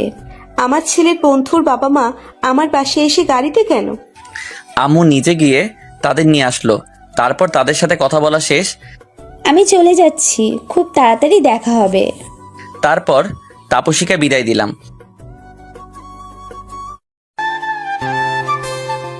তাপসী যদি মুসলিম হতো তাহলে আমি নিজে তোর সাথে ওর বিয়ে দিতাম। ও যে কথাগুলো বলেছে একদম খাঁটি কথা। ও তোর প্রকৃত বন্ধু, যে তোর কখনো খারাপ চাই না। আমি সোফায় চুপ করে বসে আছি, সবাই চুপ করে বসে আছে। খানিকক্ষণ বাদে নীরবতার বেড়া ভেঙে আম্মু বলল, মন খারাপ করিস না, তাপসী যেটা করেছে একদম ঠিক। বিয়ে তো দিতে হবে। তোমরা মেয়ে দেখো, আমি তাকে বিয়ে করব। আমার আর কোনো অপছন্দ নেই, যাকে বলবে তাকেই বিয়ে করব। আমি একটা কথা বলবো? বল। তোর ভাইয়ের বিয়ে তুই দে। ভাইয়ার সাথে যদি বর্ষাপুর বিয়ে হয় তাহলে কেমন হয়? তা তো আমি ভেবে দেখিনি। শাহনাজ, তোর মতামত কি? আমার কোনো মতামত নেই। তোমার মেয়ে তোমার ছেলে, তোমার যা ইচ্ছা তাই করবে। What the hell? দিয়া, তোর মাথা ঠিক আছে? কি বলছিস বলতো? কেন, বর্ষাপু খারাপ কিসে? তুই তো বলতি অতীতকে মনে রাখতে নেই, আর তুই তো আপুর বিপদে আপুকে সাপোর্ট দিচ্ছিস। বন্ধু হিসেবে দিছি, তাই বলে এটা না যে বিয়ে করতে হবে। দিস ইজ লাইফ পার্টনার, আর আমার জীবন সাথী হিসেবে সবাইকে মেনে নেব, তবে বর্ষাকে না। বর্ষাকে আমি বন্ধু ভাবি, ওর বাহিরে আর কিছু না। চুপ, কোনো কথা বলো না। আমি যা বলবো সেটাই হবে। তুমি বর্ষাকে বিয়ে করবে। বর্ষা, এই বর্ষা, এদিকে আয় তো। বর্ষা রুম থেকে আসলো। কি হয়েছে খালাম্মু? যা জিজ্ঞেস করবো সোজাসুজি বলবি। কি বলো? যদি ছাব্বিরের সাথে তোর বিয়ে দিই তাহলে তোর কি কোনো অমত আছে? আমি পারবো না, আমি ওর জীবন কেড়ে নিতে চাইছিলাম, আর এখন জীবন সাথী কিভাবে হব? যেটুকু শুনেছি সেটুকু বল। বিয়ে করবি কি না বাবুকে? তোর মতামত কি? বর্ষা মুখে কোনো কথা না বলে শুধু ঘাড় কাত করলো। তাহলে এই বিয়ে হবে? ভুল করছো, আমি পারবো না ওই মেয়েকে বিয়ে করতে। তোর সমস্যা কি বিয়ে করতে? তুমি কি জানো ওই মেয়েকে? ওদের বাসায় থাকতাম বলে কত অপমান সহ্য করেছি, তার কোনো হিসাব নেই। আর তুমি বলছো তাকে বিয়ে করতে? আম্মু, বিয়েটা কোনো খেলা না। যার সাথে থাকবো তাকে আঁকড়ে ধরে সারা জীবন থাকবো। মানুষ তো ভুল করে। আমি প্রথমে বর্ষাকে ক্ষমা করেছিলাম, ভেবেছিলাম ভালো হয়ে গেছে। কিন্তু জানো, সম্পত্তি পাওয়ার জন্য কত বড় নাটক করে আমার সাথে। আমি বুঝতেই পারিনি যে নাটক করছে। আম্মু, কি গ্যারান্টি আছে যে ও নাটক করছে না? আমি পারবো না। কথাটা বলার সাথে সাথে বর্ষা দৌড়ে রুমে চলে গিয়ে দরজা বন্ধ করে দিল। আর আম্মু এসে আমার গালে থাপ্পড় দিল। আমি গালে হাত দিয়ে দাঁড়িয়ে আছি। হ্যাঁ, বর্ষা অভিনয় করছে, তোকে মেরে ফেলবে। তবু ওর সাথে তোর বিয়ে করতে হবে। আমরা তোর খারাপ চাই না। তুই বুঝিস না কোনটা অভিনয় আর কোনটা ভালোবাসা। তুই তো নিজেই বলিস মেয়েটা কান্না করে শুকিয়ে গেছে, আর মাঝরাতে বালিশে মুখ গুজে কান্না কখনো অভিনয় হতে পারে না। জানিস ভাইয়া, বর্ষাপু তোকে কত ভালোবাসে। বর্ষাপু সত্যি তোকে খুব ভালোবাসে। একবার বিয়ে কর, তখন বুঝবি আপু তোকে কতটা ভালোবাসে। বর্ষার প্রতি আমার কোনো ফিলিংস নেই। ফিলিংস আছে, তবে তুই জানিস না। যখন বর্ষা তোর থেকে দূরে থাকে তখন কিন্তু তুই ভালো থাকিস না, কিন্তু তোর সন্নিকটে বর্ষা আছে তাই তুই বুঝতে পারছিস না। হারিয়ে গেলে কিন্তু শূন্যতা বোঝা যায়। আমাকে একটু সময় দাও, ভেবে নেই। আমি আমার রুমে গিয়ে দরজা বন্ধ করে দিলাম। কি করব? আমি কি ভালোবাসি বর্ষাকে? ভালোবাসি না। তবে দূরে থাকলে থাকতে পারি না কেন? আর মেয়েটা তো অভিনয় আর করছে না, কত শুকিয়ে গেছে। বর্ষাকে কি বিয়ে করব, নাকি বাসা থেকে পালিয়ে যাব? মেয়েটা তো এখন সারাক্ষণ কান্না করে আমার জন্য। অনেক পরিবর্তন হয়ে গেছে। আমি তো বলেছিলাম মেম সাহেবকে কষ্ট দিব না। আমি কি করব? মাথা তো হ্যাং হয়ে যাচ্ছে। আমি তো মেম সাহেবকে ছাড়া থাকতে পারবো না। বিয়েটা কি করে নেব? তার বকা তো সেই ছোট থেকে খাচ্ছি, এখন তার বকা খাওয়া মিস করি। কিন্তু যদি বর্ষার অন্য কারোর সাথে বিয়ে হয় তাহলে আমি কিভাবে থাকবো? না না, আমি মেম সাহেবকে কারোর হতে দেব না। আমি দরজা খুলে বাহিরে গিয়ে দেখি বর্ষা ব্যাগ নিয়ে চলে যাবে বলে বের হয়েছে। বর্ষা, কোথায় যাচ্ছ? প্রথম নাম ধরে ডাকলাম, কিন্তু পেছনে তাকালো না, একটু থেমে চলে যেতে লাগলো। বর্ষা, আমি তোমাকে বিয়ে করব, তুই কোথায় যাচ্ছ? কিন্তু থামছে না। আমি দৌড়ে গিয়ে হাত ধরলাম, কিন্তু বর্ষা এক ঝটকায় হাত সরিয়ে দিল। আমাকে বিয়ে করিস না। আমি কিন্তু আবার নতুন করে নাটক করছি, আবার তোর কোনো বড় ক্ষতি করব কিন্তু। হাত ছাড়, আমি চলে যাব। বিয়ে করতে হবে না, আমি জোর করছি না। আমি তোমাকে বিয়ে করব না, আমি অভিনয় করছি। সর, যেতে দে। কোথাও যাওয়া হচ্ছে না। ছাড়। এই হাত ধরলাম আর সারা জীবন ধরবো, আর ছাড়বো না। কিন্তু বর্ষা তো শুনছে না, হাত জোর করে ছাড়িয়ে নিতে চাচ্ছে। আমি বর্ষার হাত ধরে একটা রুমে নিয়ে গিয়ে বর্ষাকে আটকে দিলাম। আম্মু, তোমরা বিয়ের ব্যবস্থা করো, আমি বিয়েতে রাজি আছি। কি মনে করে রাজি হয়ে গেলি? কেউ পাশে থাকলে শূন্যতা বোঝা যায় না, হারিয়ে গেলে বোঝা যায়। আর আমি কয়েকদিন দূরে ছিলাম, কিন্তু ভালো ছিলাম না। আর দূরে থাকতে চাই না। আমি বর্ষাকে ভালোবাসি, তবে ভয়ে ভয়ে ভালোবাসাটা লুকিয়েছিল। আচ্ছা ঠিক আছে, কিন্তু মেয়েটাকে কষ্ট দিচ্ছিস। যা গিয়ে রাগ ভাঙা। যাচ্ছি। আমি গিয়ে রুমের দরজা খুলে দেখি বর্ষা কান্না করছে বসে বসে। বর্ষা, সরি, আমি তোমাকে ভালোবাসি। আমি খুনি, লোভী, বিশ্বাসঘাতক। না, তুমি ওসব কিছু না, আমি তোমাকে ভালোবাসি বলে বর্ষাকে টেনে উঁচু করলাম। সাথে সাথে কিছু বুঝে ওঠার আগে বর্ষা আমাকে জড়িয়ে ধরে হাউমাউ করে কান্না শুরু করে দিল। বিশ্বাস কর বাবু, আমি আর নাটক করছি না রে। আমি মন থেকে তোকে ভালোবেসেছি, আর অনেক ভালোবাসি। কি করলে তুই বুঝবি বল? আমি তাই করব। কিভাবে বোঝাবো তোকে? আমি না তোকে অনেক ভালোবাসি। আমি মরে যেতাম, কিন্তু তোকে যদি একটু পাই, সেজন্য আর কিছু করছি না। আমি বর্ষাকে আরো শক্ত করে জড়িয়ে ধরলাম। না, আমি তোমার কিছু হতে দেব না। আমি সরি, তুমি শুধু আমার। আমি তোমার কিছু হতে দেব না, আর কোথাও যেতে দেব না। আমি কিন্তু সত্যি অভিনয় করছি না, মন থেকে তোকে ভালোবাসি। আমি তোমাকে বিয়ে করতে চাই, আর পুরনো সবকিছু এখন এখানে কবর দিয়ে দেব। আর কেউ কোনো কথা তুলবো না। তবে প্রপোজ করতে হবে। আসি তো পারি না, তুমি কি করবে? শিখিয়ে দেবে? বর্ষা আমাকে ছেড়ে দিয়ে আমার সামনে হাঁটু গেড়ে বসলো। তুমি কি আমার বিয়ে করবে? আমার দুঃখের সাথী হবে না? আমার সুখের সময়ে আমার পাশে থেকো। আমার একটু সুখে তুমি সুখী হয়েও। আমি হয়তো তোমার জন্য জীবন দিয়ে দিতে পারবো না, কিন্তু সারা জীবন পাশে থাকবো। গ্রহণ করবে আমাকে? আমি বর্ষার সামনে বসে বর্ষার হাত ধরে বললাম, আমি আগে তোমার দুঃখ দূর করে দেব, তারপর তো তোমার পাশে থাকবো। আমি তোমার আমার মতো করে ভালোবাসবো। তোমার রেগে যাওয়ার কারণ হব। আমি তোমারে অনেক রাগাবো। কেন? আমি যে তোমার ওই রাগী চেহারার মায়ায় জড়িয়ে গেছি। আমি তোমার বমি বমি ভাবের কারণ হতে চাই। বর্ষা লজ্জা পেয়ে চোখ নামিয়ে নিল, লজ্জায় লাল হয়ে গেছে। ভালোবাসি এই তোমাকে, যে লজ্জা পেয়ে রাগি থেকে এমন লজ্জাবতী হয়ে যাও বর্ষাকে। আমিও ভালোবাসি আমারে এত সুন্দর করে প্রপোজ করা সেই মানুষটাকে, যাকে হাজারো কষ্ট দিচ্ছি, তবুও সে আমাকে ভালোবাসে। প্রপোজ করলে তা কোনো কিছু তো দিলে না। কি দিব ওয়েট। ওর হাত থেকে ব্রেসলেট খুলে আমার হাতে পরিয়ে দিল। হাতে হচ্ছে না, তবু আমার হাতে হাত জোর করে পরিয়ে দিল। আমি বাইরে যাচ্ছি। বাইরে আসার পর, কি রে, অভিমান শেষ? শেষ। তুই কি করে বুঝলি? আপুর ব্রেসলেট ওর হাতে। তাহলে বিয়েতে তোদের কারোর অমত নেই তো?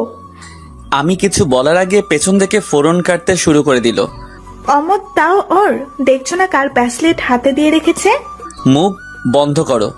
মুখ বন্ধ থাকলে কিন্তু তুই ওরে পাইতিস না। আমি বকবক করি বলেই বর্ষাকে পেয়েছিস, তা না হলে হারিয়ে যেত। তাহলে বিয়ে কবে? ওর আব্বু বাসায় আসুক কালকে, তারপর সিদ্ধান্ত নেওয়া যাবে। বাবু, তোর মত আছে তো? না থাকলে বলে দে, আমি চাই না তোর জীবনে জোর করে বর্ষাকে দিতে। আমি রাজি। আচ্ছা, আমরা একটু ঘুরতে যাব বলেছিলাম, তা কি আর হবে না? সন্ধ্যা হয়ে যাচ্ছে তো। সন্ধ্যায় যাবে? শীতের রাতে হাঁটতে ভালো লাগে। ঠান্ডা খেতে হবে, আর জ্বর আসলে তুই ভুগবি তো। কিছু হবে না, চাঁদনি রাত। চলো পার্ক থেকে ঘুরে আসি। তোর মাথায় কি চলছে বলতো? প্রথমে তো যেতে দিতে চাইছিলি না, আর এখন রাত হয়ে গেছে তবুও যাওয়ার জন্য এত লাফালাফি করছিস। আমি যাব, কে কে যাবি তাই বল, না হলে গেলাম। আমি যাব। তাহলে আমিও যাব। আর কেউ যাবে নাকি? জোরে বললাম যাতে ঘরে বর্ষার কান পর্যন্ত যেতে পারে। ওয়েট করো, আমি ডেকে দিচ্ছি সেই কাউকে। আমি একটা ব্লেজার গায়ে দিয়ে রাস্তায় দাঁড়িয়ে আছি। খুব শীত পড়েছে। খানিক বাদে আসলো ওরা একটা করে চাদর গায়ে দিয়ে আছে। চলুন সাহেব। চাঁদনি রাত, বেশ ভালো লাগছে হাঁটতে। ভালোবাসার মানুষটা সাথে আছে, তবু যদি আরেকটু কাছে থাকতো। এই মানুষের চাওয়াটা বড়ই বিচিত্র। যত পাচ্ছি ততই যেন আবদার বাড়ছে। প্রথমে চাইতাম বর্ষা ভালোভাবে কথা বলুক, ক্রমানুসারে চাইতে চাইতে সে আমার হবু বউ পাশে হাঁটছে, তবুও হাতটা ধরে হাঁটতে মন চাইছে। আমি একটু আস্তে হাঁটছি, যাতে করে ওরা আমার সমান থাকে। বর্ষা মাঝখানে, ওরা দুজন গল্প করছে বর্ষা বাদে। কি ব্যাপার, তোর এত আস্তে হাসছিস কেন? আমি আস্তে হাঁটবো, তোরা জোরে চা। বর্ষাপু, জুড়ে হাঁটো তো। কেন? ও জোরে হাঁটবে কেন? ও বুঝেছি, দিয়া ওর বউকে ছেড়ে দে, চাঁদনি রাতে একটু চন্দ্রবিলাস করুক, আমরা একটু আগে যাই। দে, যতই হোক হবু বউ। বর্ষাপু, থাকো তাহলে। না, তোমাদের সাথে যাই। ঢং করা লাগবে না, একটু থামো। খুশি? নে, পা চালিয়ে এগিয়ে যাই। ওরা দুজন এগিয়ে গেল। আমি বর্ষার পাশে পাশে হাঁটছি, কেউ কারোর সাথে কথা বলছি না। বর্ষা লজ্জা পেয়ে চোখ নামিয়ে রাখছে। আমি এর আগে বর্ষার দিকে তাকিয়েছি, কিন্তু কোনো কিছু হয় নাই। কিন্তু এখন তাকিয়ে যেন চোখ ফিরাতে পারছি না। চোখ দুটো আটকে গেছে তার ওই মায়াবী চেহারায়। চাঁদনি রাতে চাঁদের জ্যোৎস্নায় বর্ষাকে যেন অনেক বেশি সুন্দর লাগছে। সাদা চামড়ায় চন্দ্রের আলো, চোখ ফিরছে না। মেয়েটা মাটির দিকে ফিরে হাঁটছে। আমি তার দিকে, তার চুল, তার মাথার খোপা, তার কানের ঝুমকো, তার ঠোঁটের ওই লজ্জা পাওয়া হাসি, সব কিছুর প্রেমে পড়ে যাচ্ছি হাজারো বার। বর্ষা, হাত ধরে হাঁটবো? খুব ইচ্ছে করছে প্রিয় মানুষটার হাত ধরে হাঁটবো। অনেক দিনের স্বপ্ন, প্রিয় মানুষটার হাত ধরে কোন এক শীতের চাঁদনি রাতে শিশিরে ভেজা ঘাসে তার হাত ধরে হাঁটবো। বর্ষা কোনো কথা না বলে হাতটা এগিয়ে দিল। বর্ষার ঠান্ডা হাত আমি ধরলাম। বর্ষা, কিছু বলছো না যে? বিরক্ত হচ্ছ নাকি? না না, বিরক্ত হচ্ছি না। জানো, আজকে না তোমার সামনে আসতে লজ্জা লাগছে। এটা কিন্তু অপরাধ বোধের লজ্জা না, কেমন জানি লাগছে। তোমার দিকে আজকে তাকাতে এত লজ্জা লাগছে কেন? মেয়েদের বিয়ের আগে প্রিয় মানুষের সামনে যেতে লজ্জা লাগে, তাই সে যত পরিচিত হোক না কেন। বাবু, হুম হাতটা শক্ত করে ধরবে।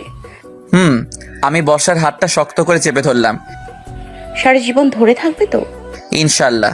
একটা কথা বলবো, আমি যদি কখনো কোনো অন্যায় করি বা তোমার সাথে খারাপ ব্যবহার করি বা তোমাকে কষ্ট দিই, তখন কিন্তু তুমি অভিমান করে দূরে যেতে পারবে না। তখন তুমি আমাকে বোঝাবে, যদি না বুঝি মারবে অনেক। তারপর আমি অভিমান করব, তারপর তুমি ভালোবেসে রাগ ভাঙাবে, তারপর বুকে টেনে নেবে। তবে মারা লাগবে না, তুমি তো আমার হয়ে গেছো। আমার বর্ষা কোনো অন্যায় করতে পারে না।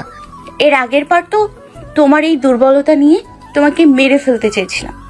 বর্ষা, ওই কথা এখন তুললে কিন্তু আমি হারিয়ে যাব। আর কখনো বলবো না, তুমি হারিয়ে যেও না। তোমাকে খুব ভালোবাসি। আমি হারাবো না, আর হারাতে দেবও না। কিরে, কি বলছিস? কিছু তো শুনতে পাচ্ছি না। তো তোরে তো বর্ষাকে দিলাম, আমাদের কি ফুসকে খাওয়াবি? চলো। কি ধান্দা, দোকানের সামনে এসে ঢোল পিটাচ্ছে। আমরা ফুচকার দোকানে আসলাম। ব্রো, ফুচকা দিন তো তিনজনকে, যতক্ষণ খেতে পারে। তুই খাবি না? আমি গরু না। কি, আমরা গরু? যা, খাওয়াতে হবে না। আরে আমি মজা করছিলাম বন্টি, আমি ফুচকা খাই না। তোরা খা যতক্ষণ পারিস, আমি ওদের সামনে বসে খাওয়া দেখছি। এই জন্য গুরুজনেরা বলে, বিয়ে করে বউকে কি খাওয়াবি। তখন বর্ষা একটা ফুচকা আমার গালের সামনে ধরলো। হা করো। না, আমি খাবো না, তুমি খাও। হা করো। না, আমি খাই না। হা করো বলছি। না, আমি খাবো না। আমি দিচ্ছি, তাও খাবে না? দাও। বর্ষা আমার গালে দিল। ওই রে, ভালো বাচ্চা। টুরু লাভ। বেশি বকলে কিন্তু বিল তোদের দিতে হবে। তোর বউ খাইছে তো আমি কেন দেব? আচ্ছা ঠিক আছে, আমি দিচ্ছি। ওদের খাওয়া শেষ হলে বিল দিয়ে বাইরে আসলাম, পকেট ফাঁকা। বাসায় চল, শীত লাগছে। ফুসকে খেয়েছে ওদের, আর একটু একসাথে থাকতে দেই। নে, আমরা আগে যাই। বেশি বকিস। আমি আবার বর্ষার সাথে যেতে লাগলাম, কিন্তু বর্ষা নিজে আমার হাত ধরেছে। তোমার কি শীত করে? একটু একটু। করবেই তো, ব্লেজারে কি শীত মানে? আসো চাদরের মধ্যে। বর্ষা আমার হাত ছেড়ে চাদরটা আমার গায়ে দিল অর্ধেক, আর বর্ষা নিজের গায়ে কিছুটা দিল। বর্ষা আমার হাতটা নিয়ে ওর ঘাড়ে দিল, দিয়ে বাম হাত দিয়ে আমারে পেছন থেকে ধরে আছে, আর ডান হাত দিয়ে আমার হাত ধরে আছে। আর শীত লাগছে নাকি তোমার? না, আরো শীত লাগে। খুব ভালোবাসি, হয়তো নিজের থেকে অনেক বেশি। Again? Can I kiss for you? এমন কথা শোনার জন্য প্রস্তুত ছিলাম না। Yes you can. দাও। এখন এখানে? কেন? চাঁদনি রাত কেউ বুঝতে পারবে না। আচ্ছা।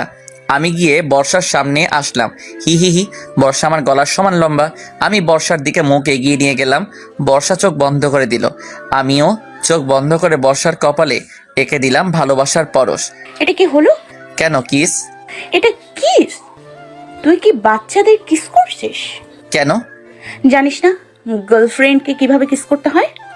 আর আমি তো তোর বউ। না, জানি না। ওয়েট, শিখিয়ে দিচ্ছি। আউচ! বর্ষা তাড়াতাড়ি আমার মুখ চেপে ধরলো। পায়ের উপর কেন দাঁড়াচ্ছ? কিস করবো তাই। তাই বলে? চুপ থাকতো, কিস করতে দে। মেঘ তো আমার পায়ের উপর উঠে দাঁড়ালো। কিস করতে কি পায়ের উপর দাঁড়াতে হয়? কি হয় কি না হয় দেখা যাবে, চুপ থাকতো এখন। মেঘ আমার পায়ে দাঁড়িয়ে আমার গলা 2 হাত দিয়ে ধরে রাখছে। এবার আস্তে আস্তে আমার দিকে এগিয়ে গেল। আমি দেখতে পাচ্ছি মেঘের মিষ্টি ঠোঁট থরথর করে কাঁপছে। এতটা কাছে চলে এসেছে যে শীতের মধ্যে গরম নিঃশ্বাস আমার ঠোঁটে লাগছে। মেঘ যে কাঁপছে সেটা আমি বুঝতে পারছি। আস্তে আস্তে মেঘ ভালোবেসে 4 ঠোঁট এক করে দিল। তখন যে শরীরের ভেতর দিয়ে বিদ্যুৎ বয়ে গেছে, আমি কেঁপে উঠলাম আর মেঘকে শক্ত করে চেপে ধরলাম, কিন্তু মেঘ ছাড়িয়ে দিয়ে দৌড় দিল। মুহূর্তটা যে এত সুন্দর ছিল যে ভুলবার মতো না। আমি কোথায় আছি, কিভাবে আছি, কখন, কিছু হুঁশ নেই। শীতও তখন লাগছে না। ভালোবাসার মানুষের কাছ থেকে ফার্স্ট কিস পেলাম, তাও এত সুন্দর করে। তখন আমি আর যেন আমার মধ্যে নেই, হারিয়ে গেছি তার মধ্যে। আমি আস্তে আস্তে বাসায় আসলাম। আসবার পর দেখি সবাই এক জায়গায় বসে আছে। তোর আসতে দেরি হলো যে? দেখ কোথায় আটকে গেছিল। মাথা ঘুরছে। কি রে, ঠিক আছিস তো? ঠান্ডা লাগছে নাকি? বলেছিলাম বাহিরে যাস না। দূর, আমার মাথা থেকে ওই মুহূর্তটা এখনো যায় নাই, তার জন্য মাথা ব্যথা করছে। না, ঠিক আছি। আচ্ছা চল খেয়ে নে। না আম্মু, অনেক কিছু খেয়েছি, আর কিছু খাবো না। তুই খাবি না? না, আমারও পেট ভরে আছে। তুই আবার কি খেলি? কিছু না, যা খেয়েছি তা অনেক পুষ্টিকর খাবার। আর ঘুমানোর আগে আরেকবার খাবো, তাহলে আর ক্ষুধা লাগবে না। মেঘ তো লজ্জায় লাল হয়ে গেছে, কোনো কিছু বলছে না, মুখে চাপা হাসি দিয়ে রাখছে। তোমরা খেয়ে নাও। চলো তোমরা খেয়ে নাও। আম্মুরা খেতে চলে গেল। কি খেয়েছিস রে যে পেট ভরে গেছে? তোর বয়স কত রে? সবসময় এক কাঠি বেশি বুঝিস। আমি কি খেলাম তোকে কেন বলবো? যা, বলতে হবে না। যা তো যা। মেঘনা, আপুকে নিয়ে যাই।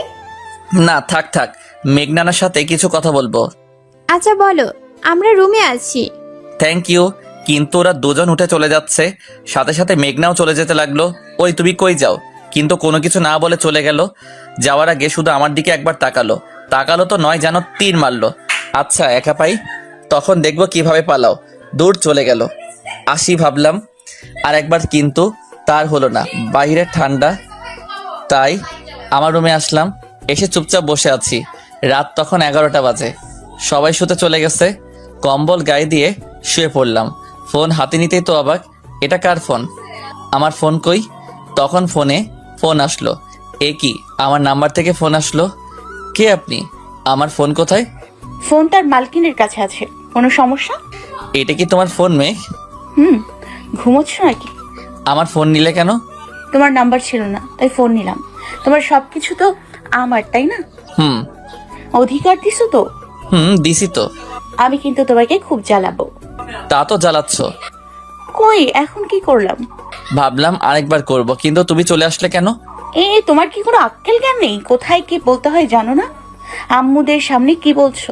তখন কত লজ্জা লাগছিল বলো তো? তো কি করব, তুমি তো আমাকে মাতাল করে দিছো।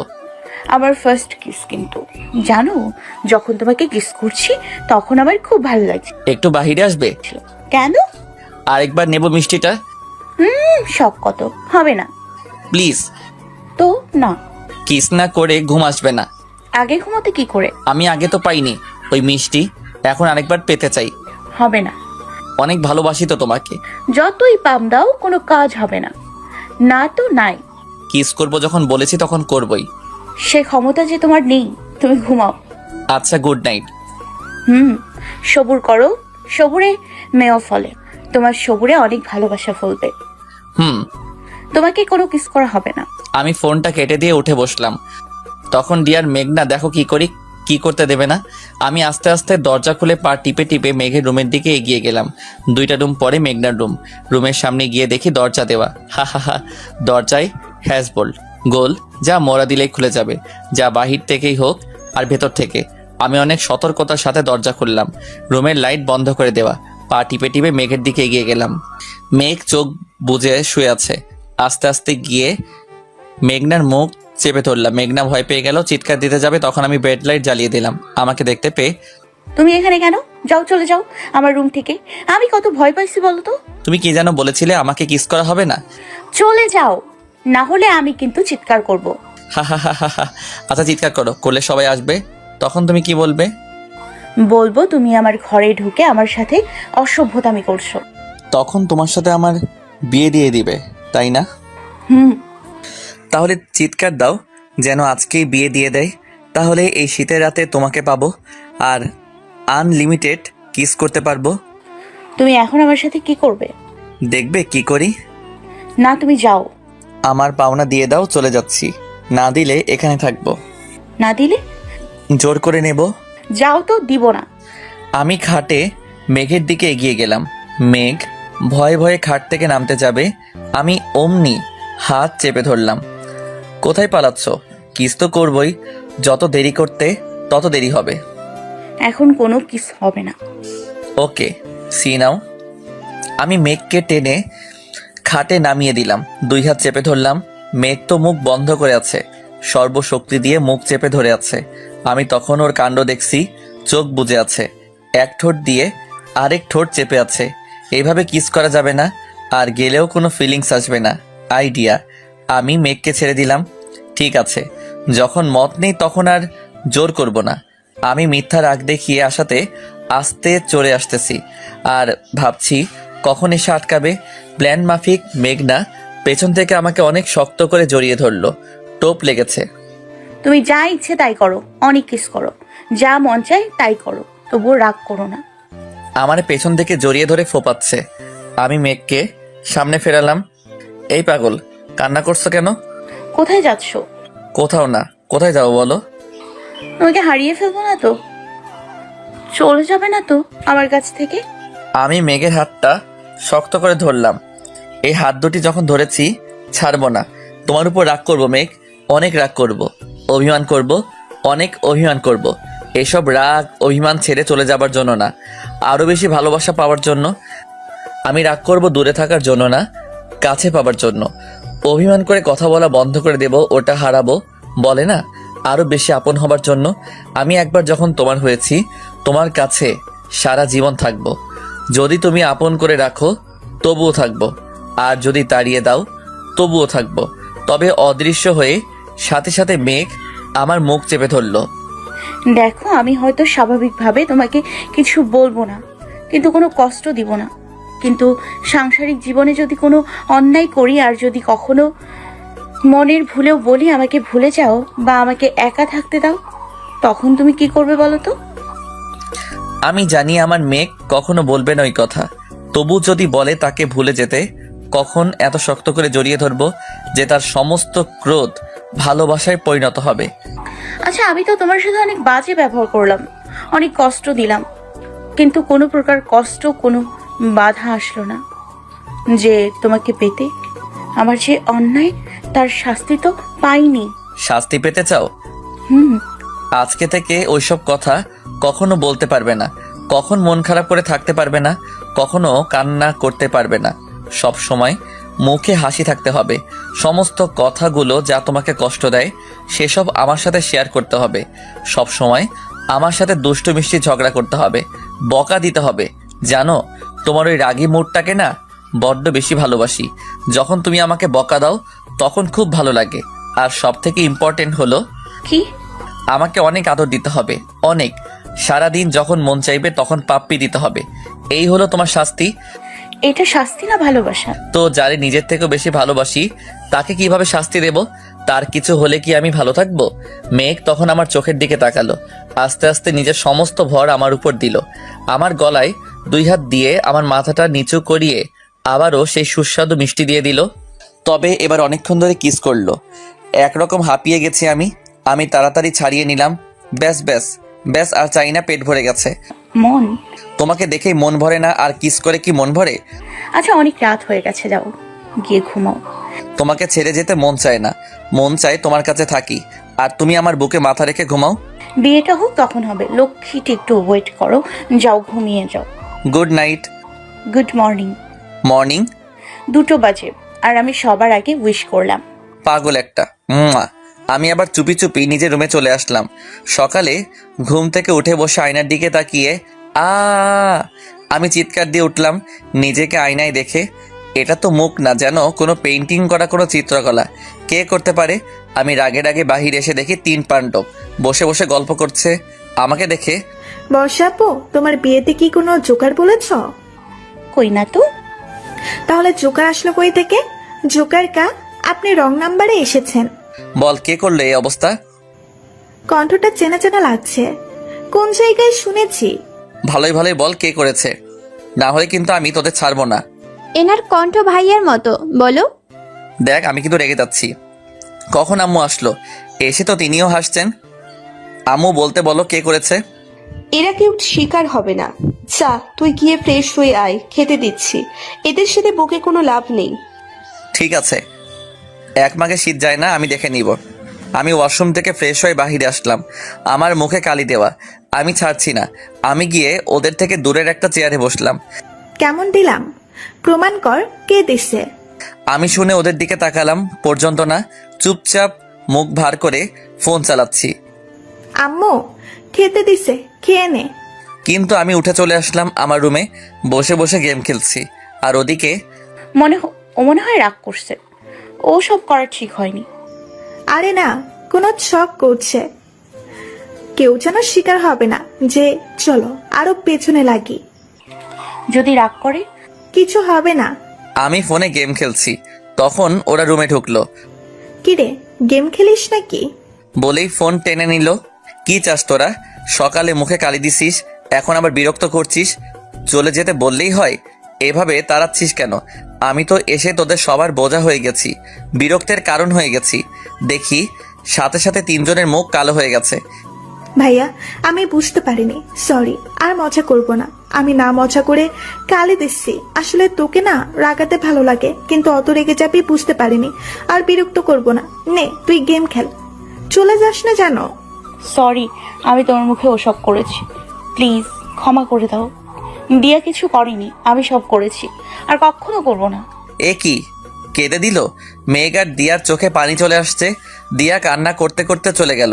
খুশি ওর সাথে গেল। আমি সরি, আর মজা করব না, কথা দিচ্ছি। প্লিজ বাসা থেকে যেন যেও না। যদি বলো আমি চলে যাব। বুঝতে পারিনি বেশি হয়ে গেছে। আরে আমি তো মজা করে বলেছি, তোমরা কেন সিরিয়াসলি নিচ্ছ? আমি কেন এই সামান্য বিষয় নিয়ে রাখবো? আজব তো। সত্যি তো? পিওর সত্যি। তুমি রাগ করলে খুব ভয় হয়। আমি তখন মেঘকে খাটে টেনে নিলাম। কি করছো? কেউ চলে আসবে, ছাড়ো তো। গুড মর্নিং কিস দাও। দিয়া কান্না করছে, আগে ওরে সরি বলো, তারপর দিব। সত্যি তো? সত্যি। অনেক দিতে হবে কিন্তু। অনেক দিব। এবার ছাড়ো, চলো। আমি ছেড়ে দিলাম। তারপর দিয়া রুমে গিয়ে দেখি বোনটা আমার খাটে বসে কান্না করছে। দিয়া সরি, আমি আর তোর সাথে কখনো মজা করব না। চলে যাস না তুই। আমি বুঝতে পারিনি তুই বিরক্ত হয়ে যাবি। এই পাগল মেয়ে, আমি কি রাগ করেছি নাকি? আমিও তোদের মতো মজা করেছি, তুই কান্না করছিস কেন? তুই যে বকা দিলি। তো আমার বকায় কান্না করে দিলি? বাব্বা, কান্না করে তো পুরো রানু মণ্ডলের মতো লাগছে। ফোনটা কই, কয়েকটা ছবি তুলে নেই। জানিস, আমি শুধু জানতাম আমার ভাই আছে। যখন পাশের বাসায় ওরা দুই ভাই বোন ঝগড়া করতো, মারামারি করতো, তখন আমি দেখতাম, খুব হিংসে হতো। মাঝে মাঝে কান্না করতাম আর তোকে খুঁজতাম। আম্মু আমাকে বোঝানোর জন্য বলতো তোরা একটা ভাই আছে, দেখিস সেও একদিন ফিরে আসবে। তখন থেকেই ভাবতাম যখন তোকে ফিরে পাবো তখন তোর সাথে এভাবে মজা করব, তোকে এভাবে জ্বালাবো, সারাক্ষণ হেনস্ত করব। আর তুই ফিরেও আসলি, কিন্তু দেখ বুঝতে পারিনি যে তুই রাগ করবে। আর কখনো এমন করব না আমি। তখন দিয়া চোখে পানি মুছে দিচ্ছি। এই, তোর ভাই কারোর উপর রাগ করে না, আর তার বোনের উপর তো না। আমিও মজা করেছি। তুই আমাকে এইভাবে সারাক্ষণ বিরক্ত করবি, অনেক জ্বালাবি, কান্না করবি না। কেন কাঁদছিস? আমি কিন্তু কান্না পছন্দ করি না। আচ্ছা, কানবো না। মন ভালো হয়েছে? না না না না, মন ভালো হয়নি। ফেরা কি? তখন দেখি মেঘ পেছন থেকে না না করে ইশারা করছে। তুই না না না করছিস কেন রে? মেঘ তোকে কি ইশারা করছে সত্যি করে বল, মিথ্যা বলবি না। জানি না, তবে না বলতে বলছে। ও বেশ কানেকশন। না বলতে বলেছে আর না বলছিস? না মানে আসলে কি জন্য না বলতে বলেছে তুই বুঝবি না, তবে কথা দেওয়া আছে, এটুকু মাথায় রাখা উচিত। বুঝিয়ে বলতো, আমি বুঝতে পারছি না। কিচ্ছু না। তখন আম্মু আসলো। তোরা খাবি তো? রুমে কি করছিস? এখানে রাজ্জাক সাবানার করুণ কাহিনী হচ্ছিল, আর তুমি এখন আসলে ফুপুমা। কি? কিচ্ছু না, চলো তো, আমার ক্ষুধা লাগছে।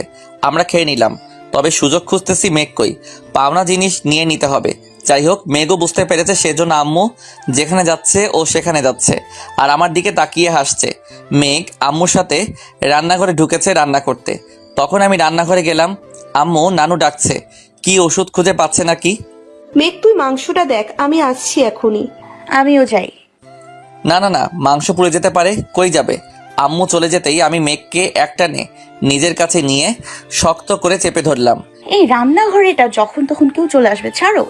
না, আমার থেকে পালাচ্ছ কেন? প্লিজ ছাড়ো, আমি পরে সব মিটিয়ে দিব। পরেরটা পরে, আমি এখন চাই এখনই। প্লিজ। কাজ হচ্ছে না, দেবে নাকি আমি জোর করে নেব? চোখ বন্ধ করো। ঠোঁটে কিন্তু। চোখ বন্ধ করো। আমি চোখ বন্ধ করলাম, তখন মেঘ নাকটা আমার নাকে ঘষা দিল। ওই আম্মু চলে এসছে। আমি তাড়াতাড়ি ছেড়ে দিয়ে সরে আসলাম। তাকিয়ে দেখি কেউ নেই। কখনো মেঘ দৌড়ে চলে গেল। দরজার কাছে গিয়ে আমার দিকে তাকিয়ে ভেঙচি কাটলো। সুযোগ পাই তখন দেখবে, চিটিং করার মজা বোঝাবো। ওয়েট করে আছি। তখন আম্মু আসলো। তুই কি করছিস? কই, আমি তো চিনি নিতে আসছি। চিনি নিয়ে কি করবি? ফেস প্যাক বানাবো। হাত দে। আমি হাত দিলাম, আম্মু তখন আমার হাতে খানিক চিনি দিল। আমি চিনি হাতে নিয়ে চলে আসলাম। কি আর করব, চিনিগুলোই খেলাম। আসছিলাম ভালোবাসার মিষ্টি খেতে, আম্মু দিল চিনি ধরিয়ে হাতে। কি আর করব, এও মিষ্টি খাই। দুধের স্বাদ ঘোলে মেটাই। আমি রুমে এসে এবার গেম খেলছি। তখন খানিক বাদে মেঘ আমার পেছনে এসে আমারে জড়িয়ে ধরলো। কিচ্ছু বলার আগে আমার সামনে এসে কয়েক সেকেন্ড কতগুলো কিস করে দৌড়ে চলে গেল। কোনো কথা বলল না। বুঝি না এটা মেয়ে নাকি অন্য কিছু। ঝড়ের মতো এসে চলে গেল। তখন আব্বু বাসায় আসলো, তাই আমি বাহিরে গেলাম। আম্মু বিয়ের কথা বলল। সবকিছু শুনে আব্বু দুদিন পরে বিয়ের দিন ঠিক করলো। দুদিন পর বিয়ে হয়ে গেছে। আমি বাসর ঘরের সামনে দাঁড়িয়ে আছি। ভেতরে যাব কিন্তু সামনে দ্বার রক্ষী। টাকা না দিলে ভেতরে যেতে দেব না। কিসের টাকা? ট্যাক্স। বাসর ঘরে যেতে কি ট্যাক্স লাগে? দিবি কিনা বল। এই নে। আমি কি ফকির যে কয়েন দিয়ে ফকির বিদায় করছিস? তো টাকা চাইলি যে? কল করে 2,000 টাকার নোট দে। না দিলে? সাথে গিয়ে ঘুমাবি? আমার কাছে নেই। কত আছে? 1000। তাই দে। আমি টাকা দিলে দরজা খুলে দিল। জানি টাকা না দিলে প্যাচাল বাঁধাবে, তাই দিয়ে দিলাম। ঘরে গিয়ে দরজা বন্ধ করে দিলাম। আমারই যেন নার্ভাস লাগছে। প্রথম তো, পরের বার ঠিক হয়ে যাবে। আমি এগোতেই মেঘ নেমে আসলো। আমারে সালাম করার উদ্দেশ্য নিচু হলো। তখনই আমার পা জড়িয়ে ধরলো, আবার কান্না করে দিছে। আমি তাড়াতাড়ি তুলে নিলাম। কি শুরু করলে আবার? ক্ষমা করে দিছো তো আমাকে? তুই জানো না, আর আমাদের তো সব বিটে গেছে। তারপরও তুমি কেন আবার? আমি কিন্তু ওসব পছন্দ করি না। নিজেকে ক্ষমা করতে পারছি না, কি করব? ভালোবাসো আমাকে, অনেক ভালোবাসো। দেখবে নিজেকে ক্ষমা করতে পেরেছো। বাসি তো, নিজের থেকে অনেক বেশি ভালোবাসি। আমারই কখনো ছেড়ে যাবে না তো? ছেড়ে যদি যাই তো ভালোবাসলাম কেন? আর তোমাকে ছেড়ে কিভাবে থাকবো? তুমি তো আমার মেম সাহেব। যদি কখনো অন্যায় করি অনেক মেরো, কিন্তু কথা বলা আর ছেড়ে যেও না। তোমার কি মনে হয় আমি ছেড়ে চলে যাব? না, কখনো না। আর আমি যদি কখনো যেতে চাই, যেতে দিবা না। রাগ করলে শক্ত করে জড়িয়ে ধরো, দেখবে আমার রাগ ভেঙে যাবে। রাখতে দেব না। I am the happy girl in the world. কেন? তোমাকে পেয়ে। আমিও। আজকে থেকে কিন্তু আমার সব দায়িত্ব তোমার। আমারে হাসাবে, কাঁদাবে, রাগাবে, রাগ ভাঙাবে, আর অনেক ভালোবাসবে। আচ্ছা, তারপর কিছু ফরজ নফল কাজ শেষ করে খাটে বসলাম। এবার কি বলো তো? 1টা বাজে ঘুমোতে হবে। কি ঘুম, তাও এখন? তো ঘুমাবে না? তবে সকালে। এখন কি করবে? জানো না? না, জানি না। আচ্ছা, তুমি ঘুমাবে কোথায়? এখানে, আমার বুকে দেখিয়ে দিয়ে। কেন? আমার বর যে তুমি, আর বরের বুকে ঘুমোতে হয়। কে বলল? বলা লাগে না, আমি জানি। আদর? জোর করে নিলে কি করবে? নাও না, আজ আর পালাবো না। তো কি করবে? অনুভব করব। কিভাবে? তুমি হয়তো রাগ করতে যে তোমার কাছে আসতাম না, তাই। কিন্তু তুমি হয়তো জানো না, মেঘ তোমার কাছে আসার জন্য ব্যাকুল হয়েছিল। তোমার কাছে আসলে কোথাও যেতে মন চাইতো না, কিন্তু বিয়ে হয়নি সেই ভয়ে দাঁতে কামড় দিয়ে তোমার থেকে সরে যেতাম। এখন তো আর যাবে না। আর এখন তো তুমি আমার বউ। তোমার মুখে বউ ডাক শুনলে গায়ের পশম দাঁড়িয়ে যায়। কেন? বুঝবে না। আদর দেই? লাইট বন্ধ করি? না, থাক। কেন? দেখবো আমার বরকে। আমি কিছু বলার আগে মেঘ আমার উপরে উঠে বসলো। এই ঠোঁট আমার, এই নাক আমার, এই বুক আমার, তোমার সবকিছু আমার, শুধু আমার, শুধু আমার, অন্য কারো না। কথা বলতে দিল না। আমার ঠোঁটে আঙুল রাখলো। আস্তে আস্তে আমার দিকে ঝুঁকে আসলো। কারোর গরম নিঃশ্বাস অনুভব করতে পারছি। শীতেও মেঘ ঘামছে, কাঁপছে তার গোলাপি ঠোঁট। সে আস্তে আস্তে আরো কাছে চলে আসলো। অনেক কাছে আমার ঠোঁটের সাথে তার গোলাপি ঠোঁট করে দিল। জানি না কতক্ষণ রাখছিল। আমি আবারও হাঁপিয়ে ছাড়িয়ে নিলাম। আচ্ছা, আমার ডায়াবেটিস হবে না তো কেন? এত সুস্বাদু মিষ্টি খেলে? হলে হবে, এখন থেকে সব তোমার, যা মন চায় তাই করবে। আবারও মেঘকে টেনে নিলাম আর মেঘ হারিয়ে গেল আমার বুকে।